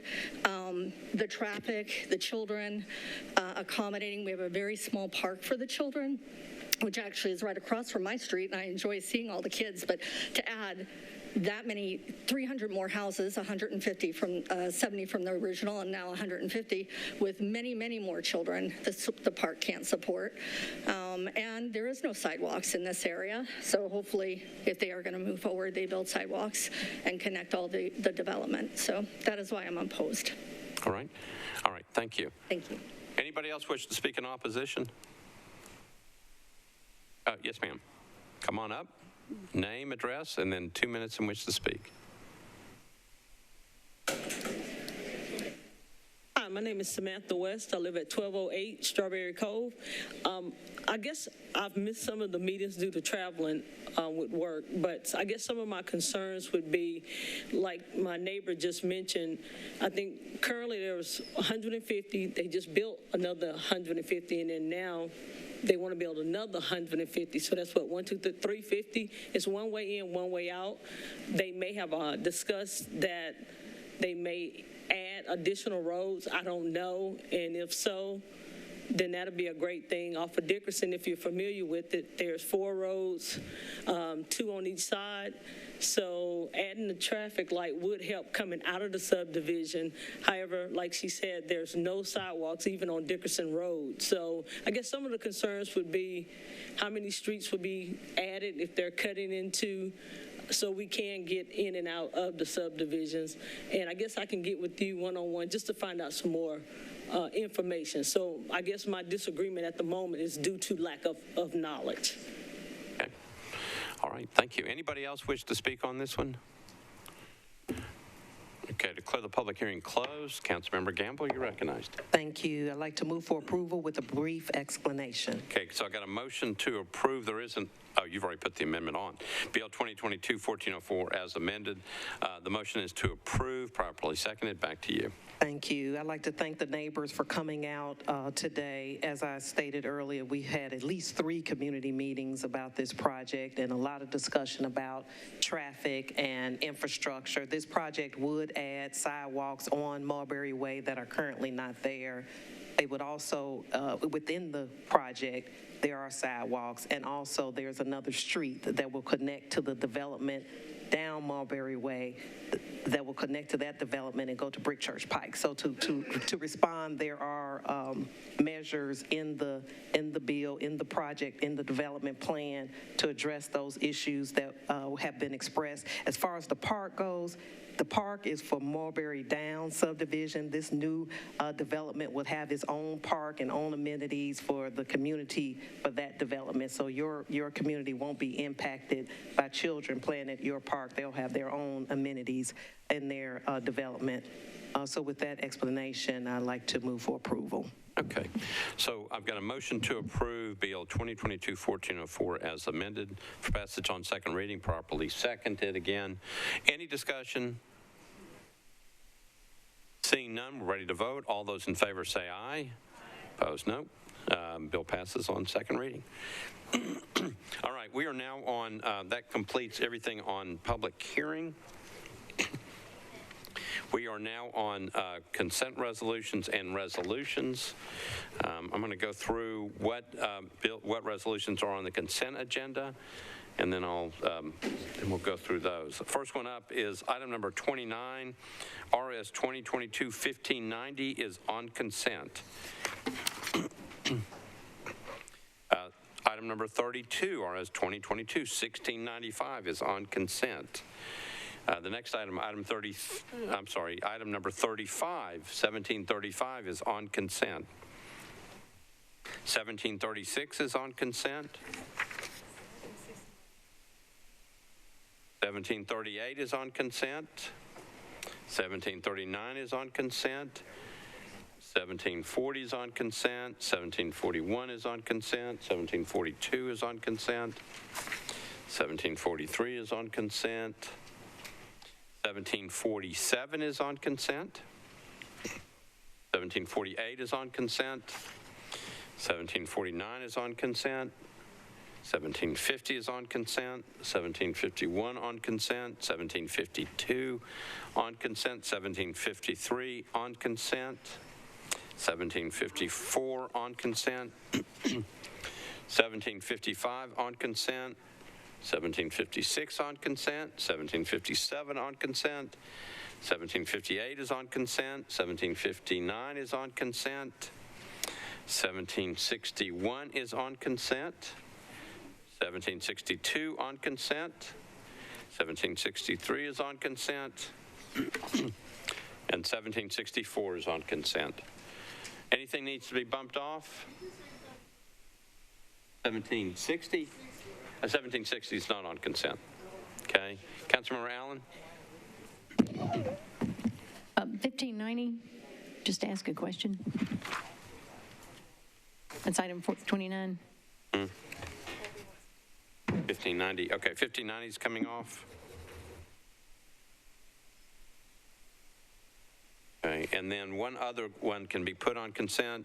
Item number 31. RS 2022-1694 by Councilmember Allen is on consent. Anything else? Oh, Councilmember Stiles? 1763, please. 1753? 63. 63. There's also number 63. Okay.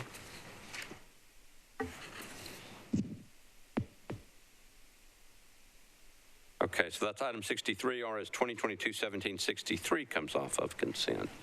Anything else? Anything else needs to come off of consent? right. All right, here we go. First one up is item number 31, RS 2022-1694 by Councilmember Allen. Additional resolution authorizing and providing for the issuance and sale of water and sewer revenue bonds. Aggregate principal amount not to exceed $315 million to the Metropolitan Government of Nashville, Davidson County. RS 2022-1695, item number 32, also by Councilmember Allen. It's a resolution supplementing and amending substitute resolution number RS 2010-1442, authorize the execution, terms, and delivery of a loan agreement by and between the Metropolitan Government and the United States EPA, acting by and through the administrator of the EPA, pursuant to which a loan will be provided in a principal amount not to exceed $315 million, providing for the financing of certain water and sewer system projects of the Metropolitan Government. Item number 35 is the next one. It's RS 2022-1735.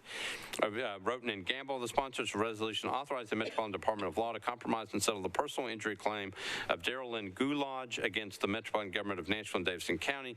The amount of $22,000, said amount to be paid out of the self-insured liability fund, RS 2022-1736. By Councilmember Murphy, a resolution approving the election of certain notary publics in Davidson County. Item number 38, RS 2022-1738 by Councilmember Roten, Gamble, Welsh, and others. A resolution approving a grant from the U.S. Department of Treasury to the Metropolitan Government through the Metropolitan Action Commission to be used for emergency rental assistance in accordance with the purposes set forth in Section 501, Subtitle A, Title 5, Division N of the Consolidated Appropriations Act 2021. RS 2022-1739, Roten, Welsh, and Sawara. Resolution approving the Amendment 3 to appropriate grant funds from the Kresge Foundation to the Metropolitan Government through MAC for the MAC for Jobs, Making a Change for Jobs project to expand opportunities in America's cities through grant making and social investing. Item number 40, RS 2022-1740, Roten, Gamble, and others. Resolution accepting a Project Diabetes grant from the Tennessee Department of Health to the Metropolitan Government through the Nashville Farmers Market to create fruit and vegetable incentive programs that ensure healthy options are an easy choice. RS 2022-1741, Roten, Gamble, and others. Resolution accepting an epidemiology and laboratory capacity for infectious disease grant from the Tennessee Department of Health to the Metropolitan Government through the Board of Health to support all construction requirements associated with the Cooler Expansion Project for the Office of the Medical Examiner. Item number 42, RS 2022-1742 by Roten, Gamble, Syracuse, and others. Resolution accepting an American Rescue Plan funded grant from the U.S. Environmental Protection Agency to the Metropolitan Government through the Board of Health to advance enhanced monitoring of particulate matter or other pollutants by improving Nashville's air monitoring network. Item number 43, RS 2022-1743 by Roten, Gamble, and others. Resolution approving Amendment 5 to a grant from the U.S. Environmental Protection Agency to the Metropolitan Government through the Board of Health for the ongoing collection of data on ambient air concentrations for fine particulate matter in Nashville, Tennessee. Next item up is RS 2022-1747 by Roten and Sawara. A resolution approving a grant application to provide meals that meet RDA nutritional guidelines to eligible seniors in their homes and congregate meal sites throughout Davidson County from the Greater Nashville Regional Council to the Metropolitan Government through Metro Social Services. RS 2022-1748 by Councilmember Roten, Hurd, and others. Resolution accepting a grant from the Tennessee State Library and Archives to the Metropolitan Government through the Nashville Public Library to provide funds for free technology training and equipment for use by members of the community.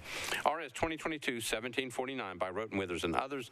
Resolution approving an intergovernmental agreement between the State of Tennessee Department of Transportation and the Metropolitan Government acting through NDOT for general maintenance for State Route 45 at Old Hickory Boulevard at Myatt Drive. RS 2022-1750 by Councilmembers Evan, Roten, and Gamble, and others. Resolution approving Amendment 1 to an agreement by and between the State of Tennessee Department of Transportation and the Metropolitan Government through NDOT for miscellaneous FD improvements on State Route 45, Old Hickory Boulevard, intersection at State Route 265. Item number 51, RS 2022-1751. Syracuse, Roten, Withers, and others. A resolution approving a license agreement between the Metropolitan Government by and through the Department of Parks and Recreation and the State of Tennessee acting by and through the Commissioner of Transportation to construct and maintain a multi-use pedestrian greenway in Davidson County, Tennessee. RS 2022-1752, Sledge, Roten, Gamble, and others. Resolution accepting a grant from the Nashville Convention Visitors Corp to the Metropolitan Government through the Metropolitan Nashville Parks and Recreation Department in support of a museum feasibility study as part of the Fort Negley Master Plan. RS 2022-1753, Roten, Syracuse, and Porterfield. Resolution approving an application for the Edwin Byrne Memorial Justice Assistance Grant for the U.S. Department of Justice to the Metropolitan Government through the Nashville Police Department for specialized training and equipment to ensure personnel maintain needed certifications for criminal investigation and crime reduction initiatives. Item number 54. Road and Gamble, RS 2022-1754. Resolution authorizing the Metropolitan Department of Law to compromise and settle the property damage claim of Richard Kennedy against the Metropolitan government for $19,988.84. Said amount to be paid out of the self-insured liability fund. RS 2022-1755 by Councilmember Roten. Resolution authorizing the Metropolitan Department of Law to compromise and settle the property damage claim of Cody Hyman against the Metropolitan government in the amount of $18,212.15. RS 2022-1756, a resolution authorizing the Metropolitan Department of Law to compromise and settle a personal injury claim of Linda Thompson against the Metropolitan government for $52,000. Okay, I got water. Thank you.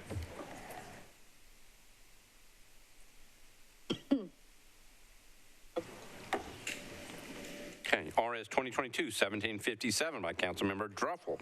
Resolution requesting Metropolitan Department of Water, Planning Department, and the Metropolitan Department of Codes Administration to work together to review the efficacy of current regulations and code provisions affecting infill development and develop new procedures as necessary to regulate infill development and better manage stormwater runoff. That's by Councilmember Druffel. RS 2022-1758, Benedict N. Murphy. Resolution recognizing Richard Rooker for his service as Davidson County Circuit Court Clerk. RS 2022-1759, Nash, led Syracuse, and others. Resolution celebrating Joy Searcy upon her retirement after 51 years of service as an employee of the Metropolitan Government of Nashville and Davidson County.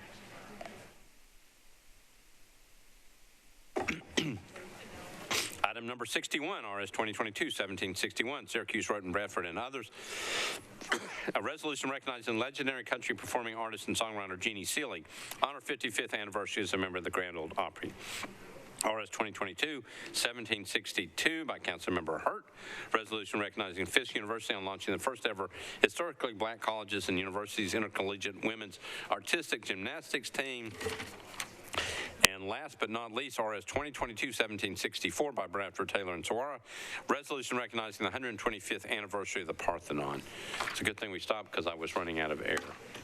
Thank you, Councilmember Allen, for the water. Huh? No, I can't say that. All right. So, committee reports, budget and finance. Councilmember Roten, you've got that one. Thank you, Mr. Vice Mayor. 1694, 1695. 1735, 1738, 1739, 1740, 1741, 1742, 1743, 1747, 1751, 1752, 1753, 1754, 1755, and 1756 were all 13 in favor, 0 against. 1737, 1748, 1749, 1750, we're all 14 in favor, 0 against. All right. Thank you, Councilmember Roten. Councilmember Parker, you've got government operations. Thank you, Vice Mayor. I believe government operations just had RS 2022-1757. We recommended approval, 6-4-0 against, with 1 member not voting. All right.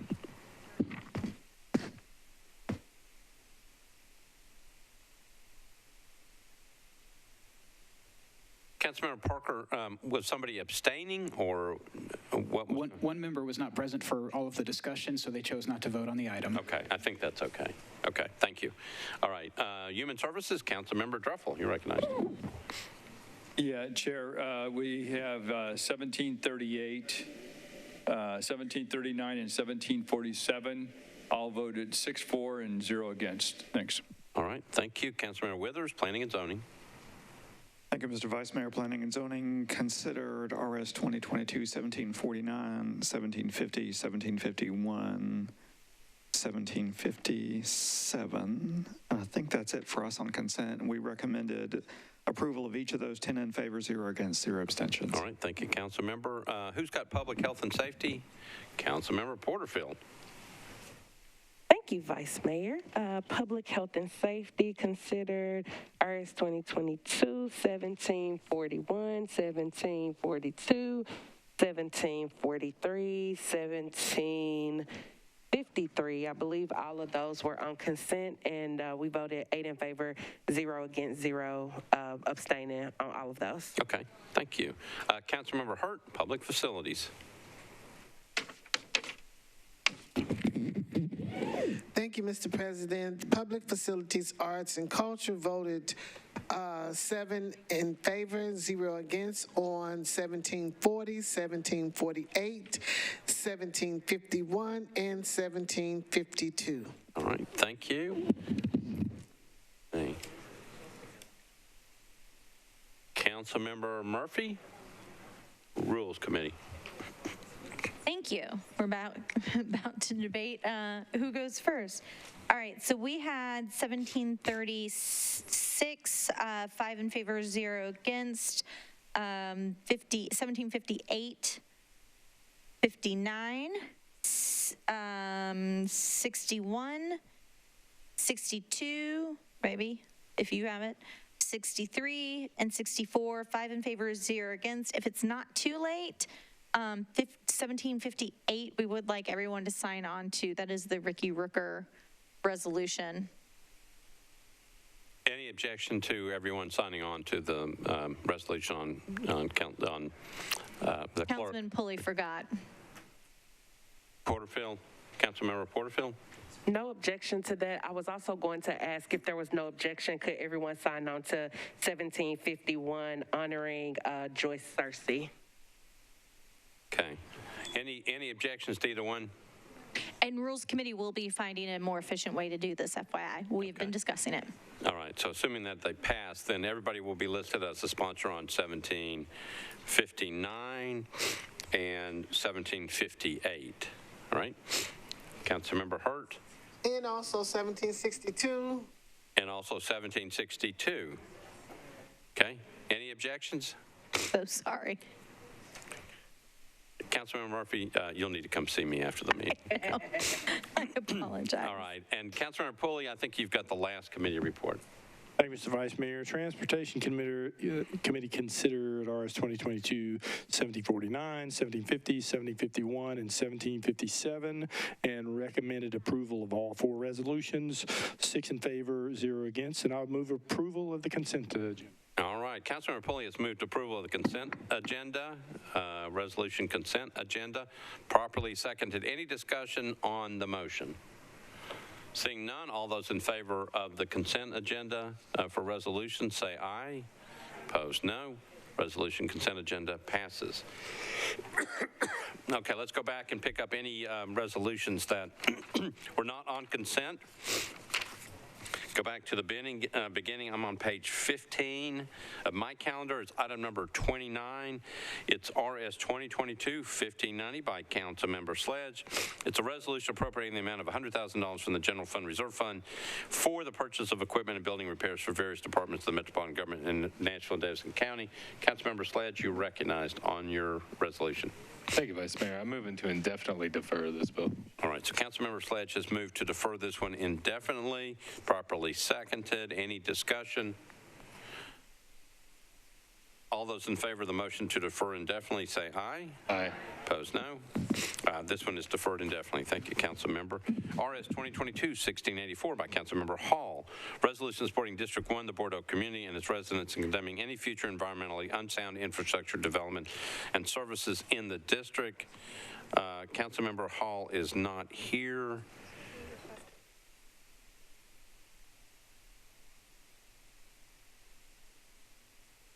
Okay, Councilmember Murphy, you recognized. The purpose of my signing on to this is because it has come before the Rules Committee and has been deferred several times, and I've had emails from the public asking about that, and Councilman Hall did come to the Rules Committee prior to it beginning and ask for it to be withdrawn, and so the Rules Committee has withdrawn this bill, and I didn't want to drag it out for the public any longer. Okay. So with that, on behalf of Councilman Hall, I withdraw the bill. Okay, so the bill is withdrawn. Okay, thank you, Councilmember Murphy. Okay, we're on item number 33, RS 2022-1733, by Councilmembers Roten, Gamble, Welch, and Suara. Resolution authorizing grants not to exceed $74,596 from the Barnes Fund for Affordable Housing to Affordable Housing Resources for the express purpose of constructing and rehabilitating affordable or workforce housing. Councilmember Roten, you're recognized. Budget and Finance approved, 13 in favor, 0 against. All right. Who's got affordable housing? Oh, Councilmember Parker. Okay. Affordable Housing recommended a one-meeting deferral, 6-4-0 against. All right. Councilmember Roten. Move to defer. It's an automatic deferral. So, Councilmember Roten, it's an automatic deferral from affordable, so it gets deferred one meeting. Okay. All right, and then we're on item number 34, RS 2022-1734 by Councilmember Porterfield, Sepulveda, Benedict, and others. It's a resolution appropriating the amount of $500,000 from the unencumbered balances of appropriations to the Metropolitan Council Office, Mayor's Office, and Nashville Department of Transportation and Multimodal Infrastructure for the purpose of funding a grant to Planned Parenthood. Councilmember Porterfield, you're recognized on the resolution. Committee reports, please. It was referred to Budget and Finance. Councilmember Roten. Thank you, Mr. Vice Mayor. It was moved for, we approved a two-meeting deferral, 13 in favor, 0 against. Okay, Councilmember Porterfield. I would like to move for a two-meeting deferral, please. Okay, so Councilmember Porterfield has moved for a two-meeting deferral, properly seconded. Any discussion? I would like to defer to my colleague, Councilmember O'Connell, who I believe wanted to speak on it. Councilmember O'Connell. Councilmember O'Connell, you're recognized. Thank you, Mr. President. In preparing this, we had discovered that there is a charter provision that means that in order to allocate funds in the middle of the fiscal year, if you're not using undesignated funds, then you have to do it at the quarter boundary. So we're going to defer this two meetings to October to align with that timing issue. And I did also want to note that as we were preparing this, what is reflected in here was not what was initially requested. So the administration came back with the specific NDOT request. I don't know if this is what will be final. We're going to continue to review and work with the administration and finance on this over the next couple meetings, and we'll see if this is the final recommendation of where to pull funds from. But we'll defer for two meetings and continue to have those conversations and hope to come back with something that can be easily approved by the body. Thank you. All right. So Councilmember Porterfield has moved this one two meetings, properly seconded. Any other discussion? Seeing none, we're on the deferral motion for two meetings. All those in favor say aye. Opposed, no. Deferral motion passes. Item number 37, BL 2022-1737, by Councilmembers Evans and Roten, a resolution authorizing the Metropolitan Development and Housing Agency to negotiate and enter into a pilot agreement, accept payments in lieu of ad valorem taxes, respect to a multifamily housing project located at 571 Margaret Robertson Drive, known as Margaret Robertson Apartment. Councilmember Evans, you're recognized. Thank you. I'd like to have committee reports, please. All right, Budget and Finance, Councilmember Roten. Thank you, Mr. Vice Mayor. We voted in favor, 14-4, 0 against. All right, Councilmember Parker, Affordable Housing. Affordable Housing, at the sponsor's request, voted for a one-meeting deferral, 6-4 and 0 against. All right, Councilmember Evans. Hi. So we got some information in between affordable housing and Budget and Finance. And if I could turn back time, then I would have not requested a deferral. So I do need to, I understand from Ms. Darby, suspend the rules. All right, so in order to get this before us, you need to suspend the rules. And I think Councilmember Young was trying to sing a song just a minute ago. So, so Councilmember Evans has moved to suspend the rules to actually get this one before us tonight. Is that correct? That's correct. All right. Any objection to suspension of the rules? Did you go through rules? Did you have to go through rules? No. Okay. Councilmember Murphy? Because there was misinformation, confusion over whether she needed to. She did not appear before us, but the ad hoc committee of the chair and vice chair did meet with her and say, because of the misinformation, we were okay with it. That is a non-technical committee. Thank you, Councilmember They Murphy. serve at the will of the chair. They serve. Councilmember Murphy, will you come see me at the end of this meeting? Okay, thank you. All right, so the motion is to suspend the rules to get this matter before us tonight. Any objections to suspension of the rules? Seeing none, the rules are suspended. Councilmember Evans, you're on your bill. Thank you very much, Mr. Vice Mayor. So basically what this legislation does is it provides for a pilot agreement with MDHA, a developer called SDG, and essentially SDG is going to be redeveloping this property. And I say redevelop as in not displace anybody. They're going to preserve 100 units of affordable housing in District 12. I did forward through Mrs. Darby a document that provides an executive summary of the project, but basically they're going to be upgrading the entire property and spend about $40,000 per unit to do so, and are looking for this pilot arrangement. The urgency and the reason why we cannot defer is because of the LIHTC opportunity with the Tennessee Housing Authority. And we have to go ahead and move forward with it tonight. So I would appreciate your support and approval.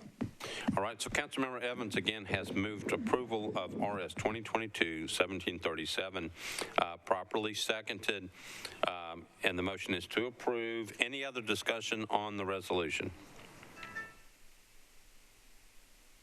Seeing none, ready to vote. All those in favor say aye. Aye. Opposed, no. Resolution is adopted. We're on item number 44, RS 2022-1744. Council members Roten, Gamble, Syracuse, and others. It's a resolution approving a grant contract between the Metropolitan government acting through the Board of Health and the Mental Health Cooperative to provide expertise and staff in emergency behavioral health care, support the launch and pilot year of the Metropolitan Nashville Police Department's co-response model, Nashville Partners in Crime. Councilmember Roten, you're recognized on the resolution. Thank you, Mr. Vice Mayor. Budget and Finance move for a one-meeting deferral, 14 in favor, 0 against. Okay, and let me get, who's got Public Health and Safety? Councilmember Porterfield. Public Health and Safety voted for a one-meeting deferral, 8 in favor, 0 against. Okay, thank you. Councilmember Roten, back to you. Move for one-meeting deferral. The motion is to defer one meeting, properly seconded. Any other discussion on the motion? Seeing none, all those in favor say aye. Opposed, no. This one's deferred one meeting. We're on 1745. Councilmembers Roten, Gamble, Syracuse, and others. Resolution approving a grant contract between the Metropolitan government through the Board of Health and the Mental Health Cooperative to provide funds to operate a 24/7 mental health co-op treatment center, provide urgent mental health care alternatives to the emergency room or jail. Councilmember Roten, you're recognized. Thank you, Mr. Vice Mayor. Budget and Finance move for a one-meeting deferral, 14 in favor, 0 against. All right, Councilmember Porterfield, Public Health and Safety. Public Health and Safety move for a one-meeting deferral, 8 in favor, 0 against. All right, Councilmember Roten, you're recognized on. Move for a one-meeting deferral. Councilmember Roten has moved to defer RS 2022-1745, one meeting, properly seconded. Any discussion on the deferral motion? Seeing none, all those in favor of the deferral motion say aye. Opposed, no. This one's deferred one meeting. RS 2022-1746 by Councilmembers Roten, Gamble, Syracuse, and others. Resolution approving a contract for services by and between the Metropolitan government through the Board of Health and Neighborhood Health to provide homeless individuals with medical and dental services at 2 or more clinics in or near downtown Nashville. Councilmember Roten, you're recognized on the resolution. Thank you, Mr. Vice Mayor. Budget and Finance move for one meeting deferral, 14 in favor, 0 against. All right, Councilmember Porterfield. Vice Mayor, would you like to guess? Okay, guess not. All right, one meeting deferral, 8 in favor, 0 against. All right, Councilmember Roten, you're recognized. Move for one meeting deferral. Resolution RS 2022-1746. The motion is to defer one meeting. It's properly seconded. Any discussion on the resolution? Seeing none, all those in favor of the deferral motion say aye. Opposed, no. This one's deferred one meeting.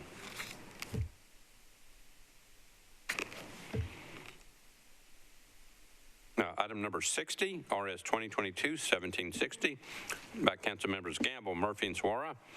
Resolution honoring Senator Brenda Gilmore's retirement from the Tennessee State Legislature. Councilmember Gamble, you're recognized. Thank you, Vice Mayor. I would like to withdraw and resubmit this resolution. We want to make sure some things were left out to appropriately and properly recognize Senator Gilmore for her many years of service in this council, as well as the state representative and state house. And so we're wanting to withdraw and resubmit to make sure we get all that critical information in there. All right, so Councilmember Gamble withdraws this resolution, RS 2022-1760. Next one up is RS 2022-1763 by Councilmember Stiles, Toombs, Suara, and others. It's a resolution honoring the 100th anniversary of the United Way of Greater Nashville. Councilmember Stiles, you're recognized. Thank you very much, Vice Mayor. I really wanted to pull this off so we had an opportunity. If anyone that voted in the affirmative, I was trying to be nice and do it this way. The United Way celebrating their 100th anniversary is incredible. They do so many great things. And one of the things that we did this year, Women's Caucus, and working with them on child care for center-based and home-based care, certainly all of the relief efforts they have participated in, and I think it would be wonderful if we could all sign on to this. Thank you so much. All right, I need a committee report. Committee report, sorry. Rules. Councilmember Murphy. 5 in favor, 0 against. Okay. So Councilmember Stiles has moved for approval of RS 2022-1763, properly seconded, and she'd like everybody who votes in the affirmative to be listed as a sponsor. Any questions on this one? Councilmember Suara, you're recognized. Thank you, Vice Mayor. I know that a lot of people know about what United Way does and their contribution to this city, but I just wanted to stand up and highlight the role that they played with the Afghan refugees resettlement this past year. They were very instrumental in raising money and helping all those people to relocate and to settle here. And so and that's just one out of the many, many things that they've done. And so I'm really proud that we're honoring them and celebrating the 100th anniversary. Thank you. All right, thank you, Councilmember Suara. Anybody else? All right, we are voting on Resolution RS 2022-1763 for passage. It's been seconded. All those in favor say aye. Opposed, no. Resolution passes. All right, we are now ready for passage of bills on introduction, first reading. Unless there's an objection, we'll take them all together. One of them has to be pulled off. Item number 68, Bill 2022-1412, is pulled off the off of first reading. Anything else needs to be pulled off of first reading? All right, seeing none, we're ready for a motion to pass all bills on introduction first reading, with the exception of item 68. I've got a motion and a second. Any discussion? Seeing none, all those in favor of bills on introduction first reading say aye. Opposed, no. We are now, that motion passes. We are now on item number 68, BL 2022-1412 by Councilmember Sledge and O'Connell. It's an ordinance to amend section 17.20.040 of the Metropolitan Code of Laws relative to parking minimums. Councilmember Sledge, you're recognized. Thank you, Vice Mayor. This is procedural. What I'm going to ask colleagues is that we pass on first reading tonight and then defer the second reading until the first meeting in November. That would be when the public hearing would be. This is in consultation with planning to make sure that they are able to do all the research they want to do before it goes to the Planning Commission. So again, motion would be pass on first reading tonight, the second reading to the first meeting in November. Okay, that's the motion, properly seconded. Any discussion on the motion? Seeing none, we're ready to vote. All those in favor of the motion say aye. Aye. Opposed, no. Motion is adopted. All right, we are now on bills on second reading. Okay, and we don't have a lot of bills on second or third. All right. So there is a consent agenda.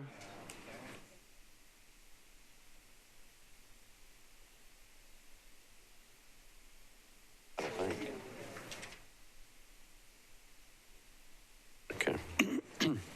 Okay, here are the bills on consent. BL 2022-1406, which is item number 109, 1407, which is item number 110, and item number 1408, or item number 111, BL 2022-1408. Anything, any of those need to be bumped?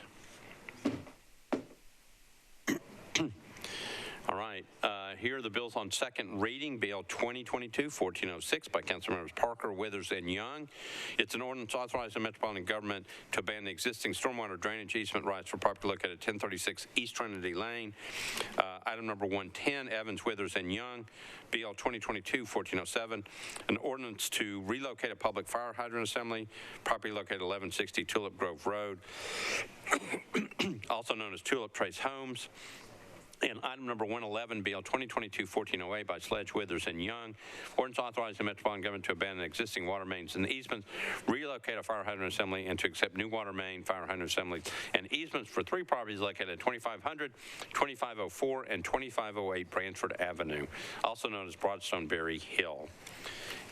Any of those things need to be bumped off? Seeing none, I just have a few committee reports. Planning and Zoning, Councilmember Withers.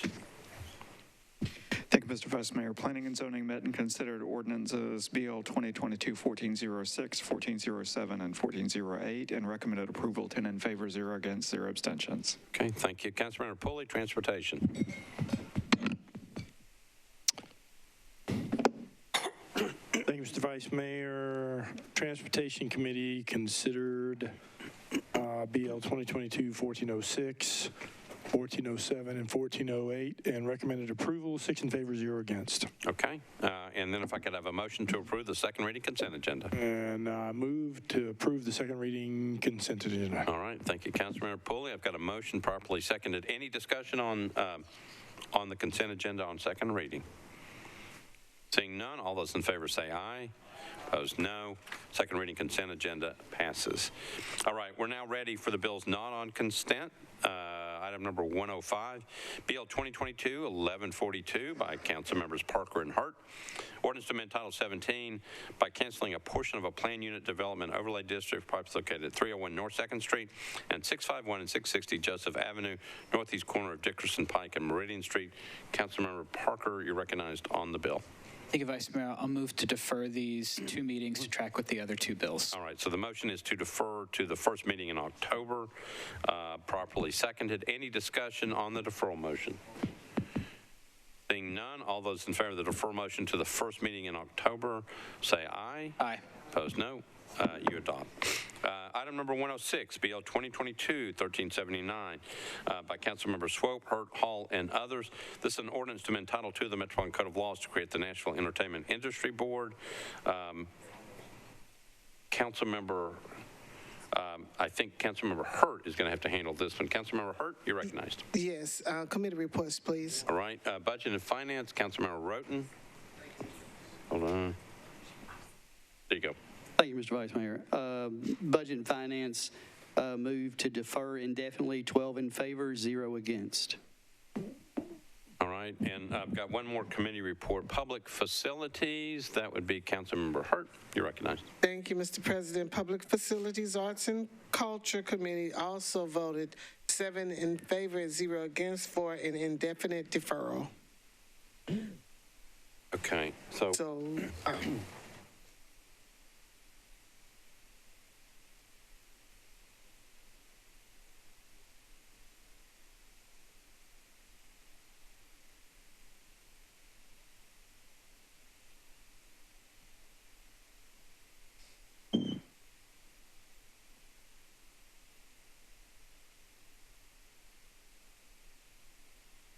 Councilmember Hurt, hold on just a second.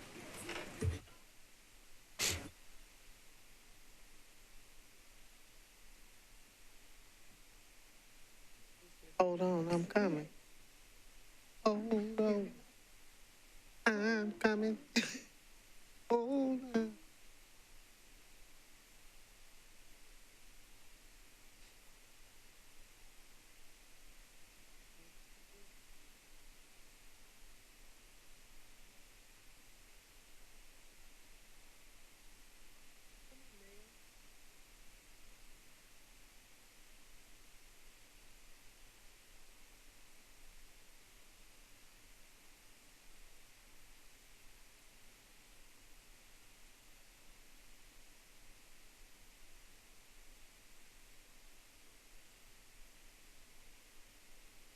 right, Councilmember Hurt, we were just checking the rules. It's Rule 8.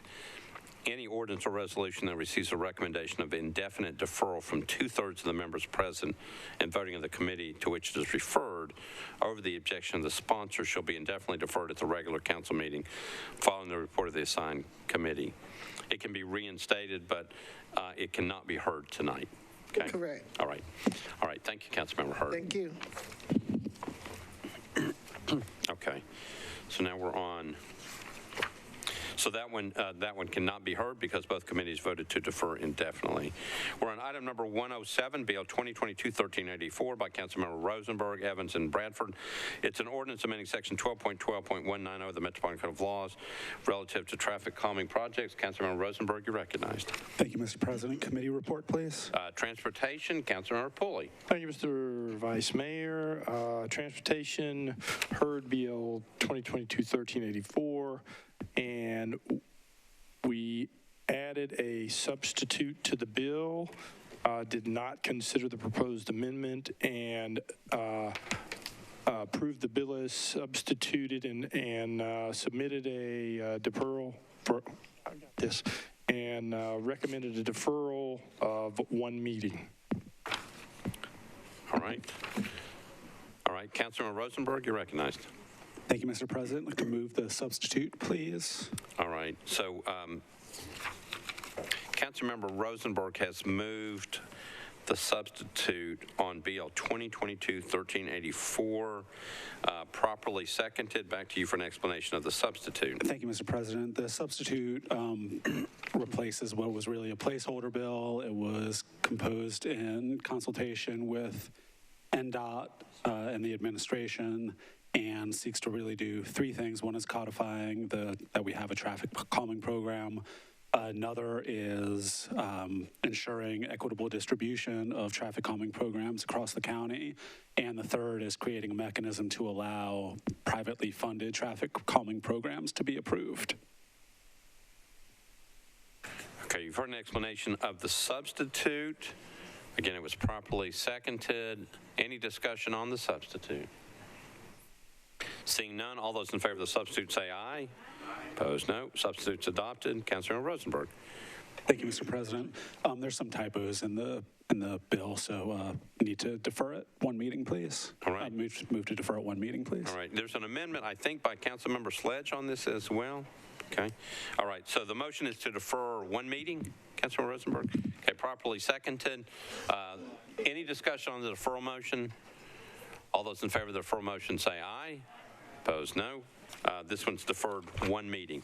One other bill on second reading, Bill 2022-1405 by Councilmember Parker and Allen. An ordinance to amend Section 13.32.165 of the Metropolitan Code of Laws to permanently extend the provisions for countywide sidewalk cafes. Councilmember Parker, you're recognized. Thank you, Vice Mayor. I've got the Government Operations and Regulations Committee here. We recommended a deferral of one meeting, 7-4 and 0 against. And I would like to move a deferral of one meeting. All right. So Councilmember Parker has moved this one to defer one meeting, Bill 2022-1405, properly seconded. Any discussions on the deferral motion? Seeing none, all those in favor of the deferral motion of one meeting on 1405 say aye. Aye. Opposed, no. The motion is approved. This one's deferred one meeting. All right. Third reading, bills on third reading. Let me give you what's on the consent. They may all be on consent. 1302 is on consent. That's item number 112. 113, 1314 is on consent. 1380 is on consent. 1385 is on consent. 1386 on consent.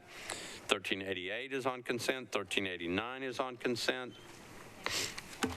1390 is on consent, 1391 on consent, 1392 is on consent, 1393 is on consent.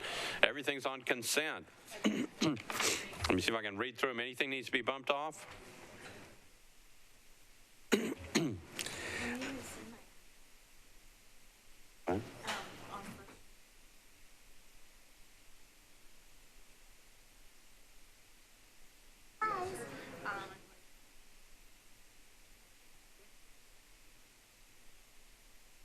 Okay, let me figure out how to, I'll get through third reading, then you'll figure out what to do. All right, so item number 112, Bill 2022-1302 by Councilmember Toombs. Ordinance to amend Title 17 by changing from R8 to IWD zoning for property located at 439 Haney Avenue, 1,195 feet north of Brick Church Pike. It's 0.19 acres. Bill 2022-1314, item number 113 by Councilmember Toombs. Ordinance to amend Title 17 by changing from RS 7.5 to R6A zoning. Property located at 409 Tony Road, 733 feet north of White Street Pike. It's 0.18 acres. BL 2022-1380, it's item number 114. Stiles and Saguaro, an ordinance amending section 2.178.010 of the Metropolitan Code to add property to the South Nashville Central Business Improvement District for Metropolitan Nashville and Davidson County, Tennessee. Item number 115, BL 2022-1385, Mendez, Sledge, Withers, and others. Ordinance amending section 13.08.080 of the Metropolitan Code of Laws pertaining to the use of license plate scanner technology to exclude assisting with enforcing laws outlawing abortion or outlawing interstate travel to obtain an abortion as an allowed use of LPRs. Item number 116, BL 2022-1386 by Saguaro, Welsh, and Stiles. Ordinance approving a contract between the Metropolitan Government of Nashville and Davidson County, acting through the Mayor's Office and the United Way of Middle Tennessee to provide financial counseling and other financial empowerment education activities to low-income residents in accordance with the Financial Empowerment Center program model. BL 2022-1388 by Toombs, Withers, and Young. Ordinance to amend GIS system, street and alley centerline layer for the Metropolitan Government of Nashville and Davidson County by abandoning a portion of alley number 1089, right-of-way between Haney Avenue and Woodfolk Avenue. Bill 2022-1389, Toombs, Withers, and Young. Ordinance authorizing the Metropolitan Government to accept and adjust sanitary sewer manholes for property located at 1406 Brick Church Pike, also known as the Brick Church Auto Dealership. BL 2022-1390 by Councilmembers Taylor, Withers, and Young. It's item number 119. Ordinance authorizing the Metropolitan Government to accept sanitary sewer manholes for two properties located at 1919 and 1928 9th Avenue North, also known as the Clay Street Commons. BL 2022-1391 by Rutherford, Withers, and Young. Ordinance authorizing the Metropolitan Government to accept new water and sanitary sewer mains, fire hydrant assemblies, sanitary sewer manholes, and easements probably located at Old Hickory Boulevard, unnumbered, also known as Evergreen Hills Phase number 2A. BL 2022-1392 by Councilmembers O'Connell, Withers, and Young. Ordinance authorizing the Metropolitan Government to accept new sanitary sewer main and sanitary sewer manholes for probably located at 1018B Jefferson Street, also known as Jefferson Street Townhomes. And item number 122, Bill 2022-1393 by Sledge, Withers, and Young. Ordinance authorizing the Metropolitan Government to accept new sanitary sewer main and sanitary sewer manholes for two properties located at 414 and 416 Mallory Street, also known as Mallory Street Townhomes. Those are the bills on third reading consent. Anything needs to be bumped off? Okay, I need one report from Councilmember Withers on planning and zoning. It's BL 2022-1302. Sorry about that, Mr. Vice Mayor. That's fine. The Planning and Zoning Committee recommended 10 in favor, 0 against, 0 abstentions. All right, motion to approve. I would like to move approval of that and the consent calendar. All right, we've got the third reading consent agenda calendar. Motion is made by Councilmember Withers, properly seconded. Any discussion? Seeing none, all those in favor say aye. Aye. Opposed, no. Third reading consent agenda passes. I got one last thing. Councilmember Murphy, you're recognized. I'd like to apologize to my colleagues. I previously read the wrong calendar, and so I'd like to move to rescind our actions on passing BL 2022-1409 on first reading. I had read the wrong. Anyway, long story short, to get us to track over to planning with community meetings and input, I would like to first move to rescind our actions, and then my second motion will be to pass it on first reading, but defer the public hearing to the first meeting in November. So my first is to rescind our actions. Do we need to go on the board? Okay. All right. So the first motion is to if everybody stays in their seat, we'll be okay. Councilmember Toombs. All right. So we're on BL 2022-1409. The action by Councilmember Murphy is to rescind our actions in passing it on first reading. That's the motion, properly seconded. Discussion on the rescinding action. We need 27 votes, and we got at least 27 people in here. Okay. All right. So All those in favor of the motion to rescind our actions on Bill 2022-1409, say aye. Aye. Opposed, no. Okay, so the action is rescinded now. I greatly appreciate that. Now I'd like to move it on first reading and defer the public hearing to the first meeting in November. And again, I apologize, colleagues, I had read the planning public hearing agenda wrong. Okay, so you've heard the motion properly seconded. Any discussion on the motion? Seeing none. All those in favor of the motion say aye. Aye. Opposed, no. Councilmember O'Connell. Point of order is, can you remind me, is Councilmember Murphy the rules chair? That's why I've asked her to come up here after the meeting. All right. Anything else? I believe that takes care of everything. I need a motion to adjourn. Got a motion to adjourn properly seconded. Any discussion? Seeing none. All those in favor say aye. Opposed, no. We stand adjourned. And so the council has concluded about a 2-hour and 15-minute meeting. That may be the shortest meeting the council has had so far in its 3 years in office. It was a 43-page agenda with about 122 items, so they got through fairly quickly, particularly since a number of those bills were public hearing on zoning matters, and sometimes they can run quite long. And on a technical matter, the council approved its chairman pro tem for this year. That would person who stays in and runs the meeting if for some reason Vice Mayor Jim Shulman is not available or wants to take a break during the meeting. Quante Toomey is the new the chairman pro tem. She was elected by her council members tonight with 25 votes in favor of her taking over that position. That was a majority. Council also put off a second reading zoning bill again for another time that Councilman Parker has in his district that would affected the River Chase apartment area. There's a continued dispute about how much affordable housing ought to be in there right now. There's currently about 20% affordable units. Advocates say it needs to be more than that. Some council members went along with the deferral tonight to put it off until October, the first meeting in that month. But some also said they hope this is the last deferral. This bill has been in the council since February, and they'd like to move forward on it again. They hope that can happen over the next month so it can be voted on and the public hearing held on second reading, the first meeting in October. Council also tonight did consider more legislation in opposition to the recent Supreme Court decision overturning the constitutional right to an abortion after nearly 50 years. A bill on third and final reading did pass tonight. It passed on the consent calendar, which means it was passed without any dissent. The bill would ban the use of license plate scanner technology to assist with enforcing laws outlawing abortion or outlawing interstate travel to obtain an abortion. Metro currently doesn't generate any LPR data, but a pilot program is in process of being implemented that could cover that legislation, and it did pass easily on second reading and passed again tonight and now goes to Mayor Cooper for his signature. There's also a resolution on tonight's agenda that would appropriate $500,000 from the unencumbered balance of budgets from the council, the mayor's office, and the Nashville Department of Transportation for the purpose of funding a grant of $500,000 to Planned Parenthood of Tennessee and northern Mississippi. The grant would be used to provide for comprehensive sexual health education in Nashville, also the distribution of safer sex supply kits, as well as accurate information about abortion and reproductive care.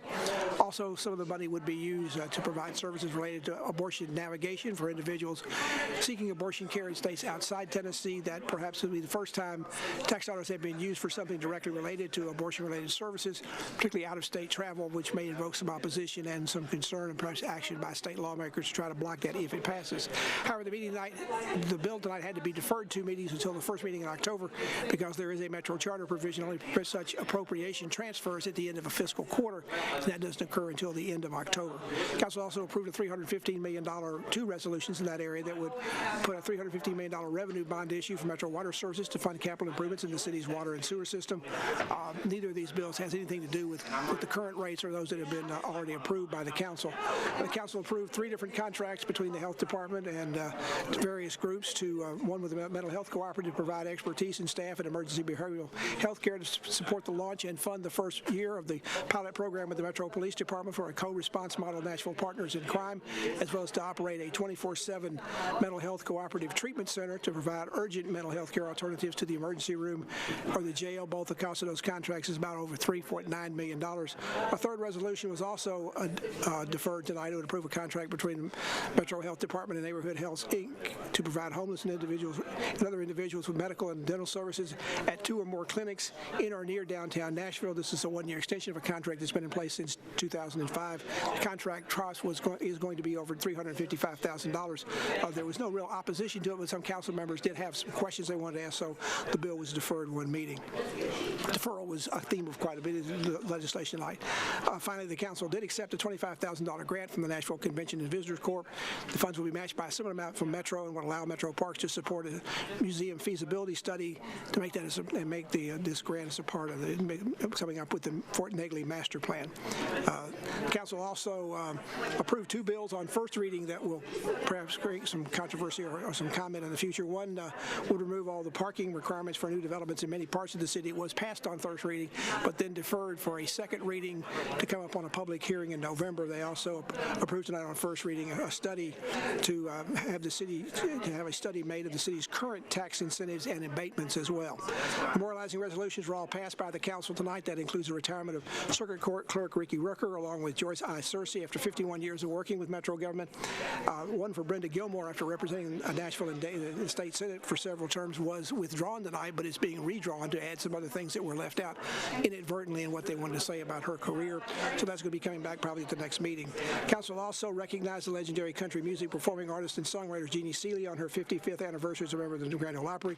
Council also marked the 50th anniversary of the 100th anniversary of United Way, and also the 125th anniversary of the Parthenon here in Nashville. Finally, they saluted Fisk University for launching the first ever intercollegiate women's athletic artistic gymnastics team, the first for an historically black college or university. The bill's on second reading to create a Nashville Entertainment Industry Board. Were indefinitely deferred in both committees tonight, so that bill is basically dead for a while. It could be brought back, but it'll have to be another deferral after that, so it'll be a while before that comes up. There may well be other bills on this topic. The council has struggled to come up with something it can support beyond second reading on the bill like this, but no action on it tonight. Council approved or deferred a bill on second reading that would require every 2 years that every council district where a qualifying traffic calming application has been submitted must be selected for a traffic calming project through the city. It also is looking for a way of allowing that to be done with construction of private financing if the city's not going to fund it directly. Finally, on second reading, the council was asked to permanently extend the regulations that allowed sidewalk cafe facilities within the public right-of-way to continue under those. Those were put in there in COVID-19 to try to get around some of the social distancing and seating requirement limitations. It has worked well, and it was thought the bill would continue to pass would now become, those changes would now become go forward indefinitely. But right now the bill is being deferred for more study and coming back when the council probably meets again in the second meeting in September, which is set for September 20th, 2 weeks from tonight. We'll be here at that time to provide live coverage. I'm Pat Nolan, and good night from the council chambers.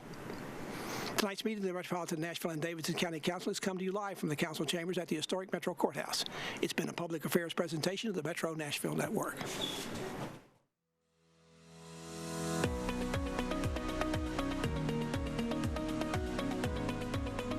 This has been a service of the Metro Nashville Network. If you would like to see this presentation again, or for more information on this and other programs, visit nashville.gov.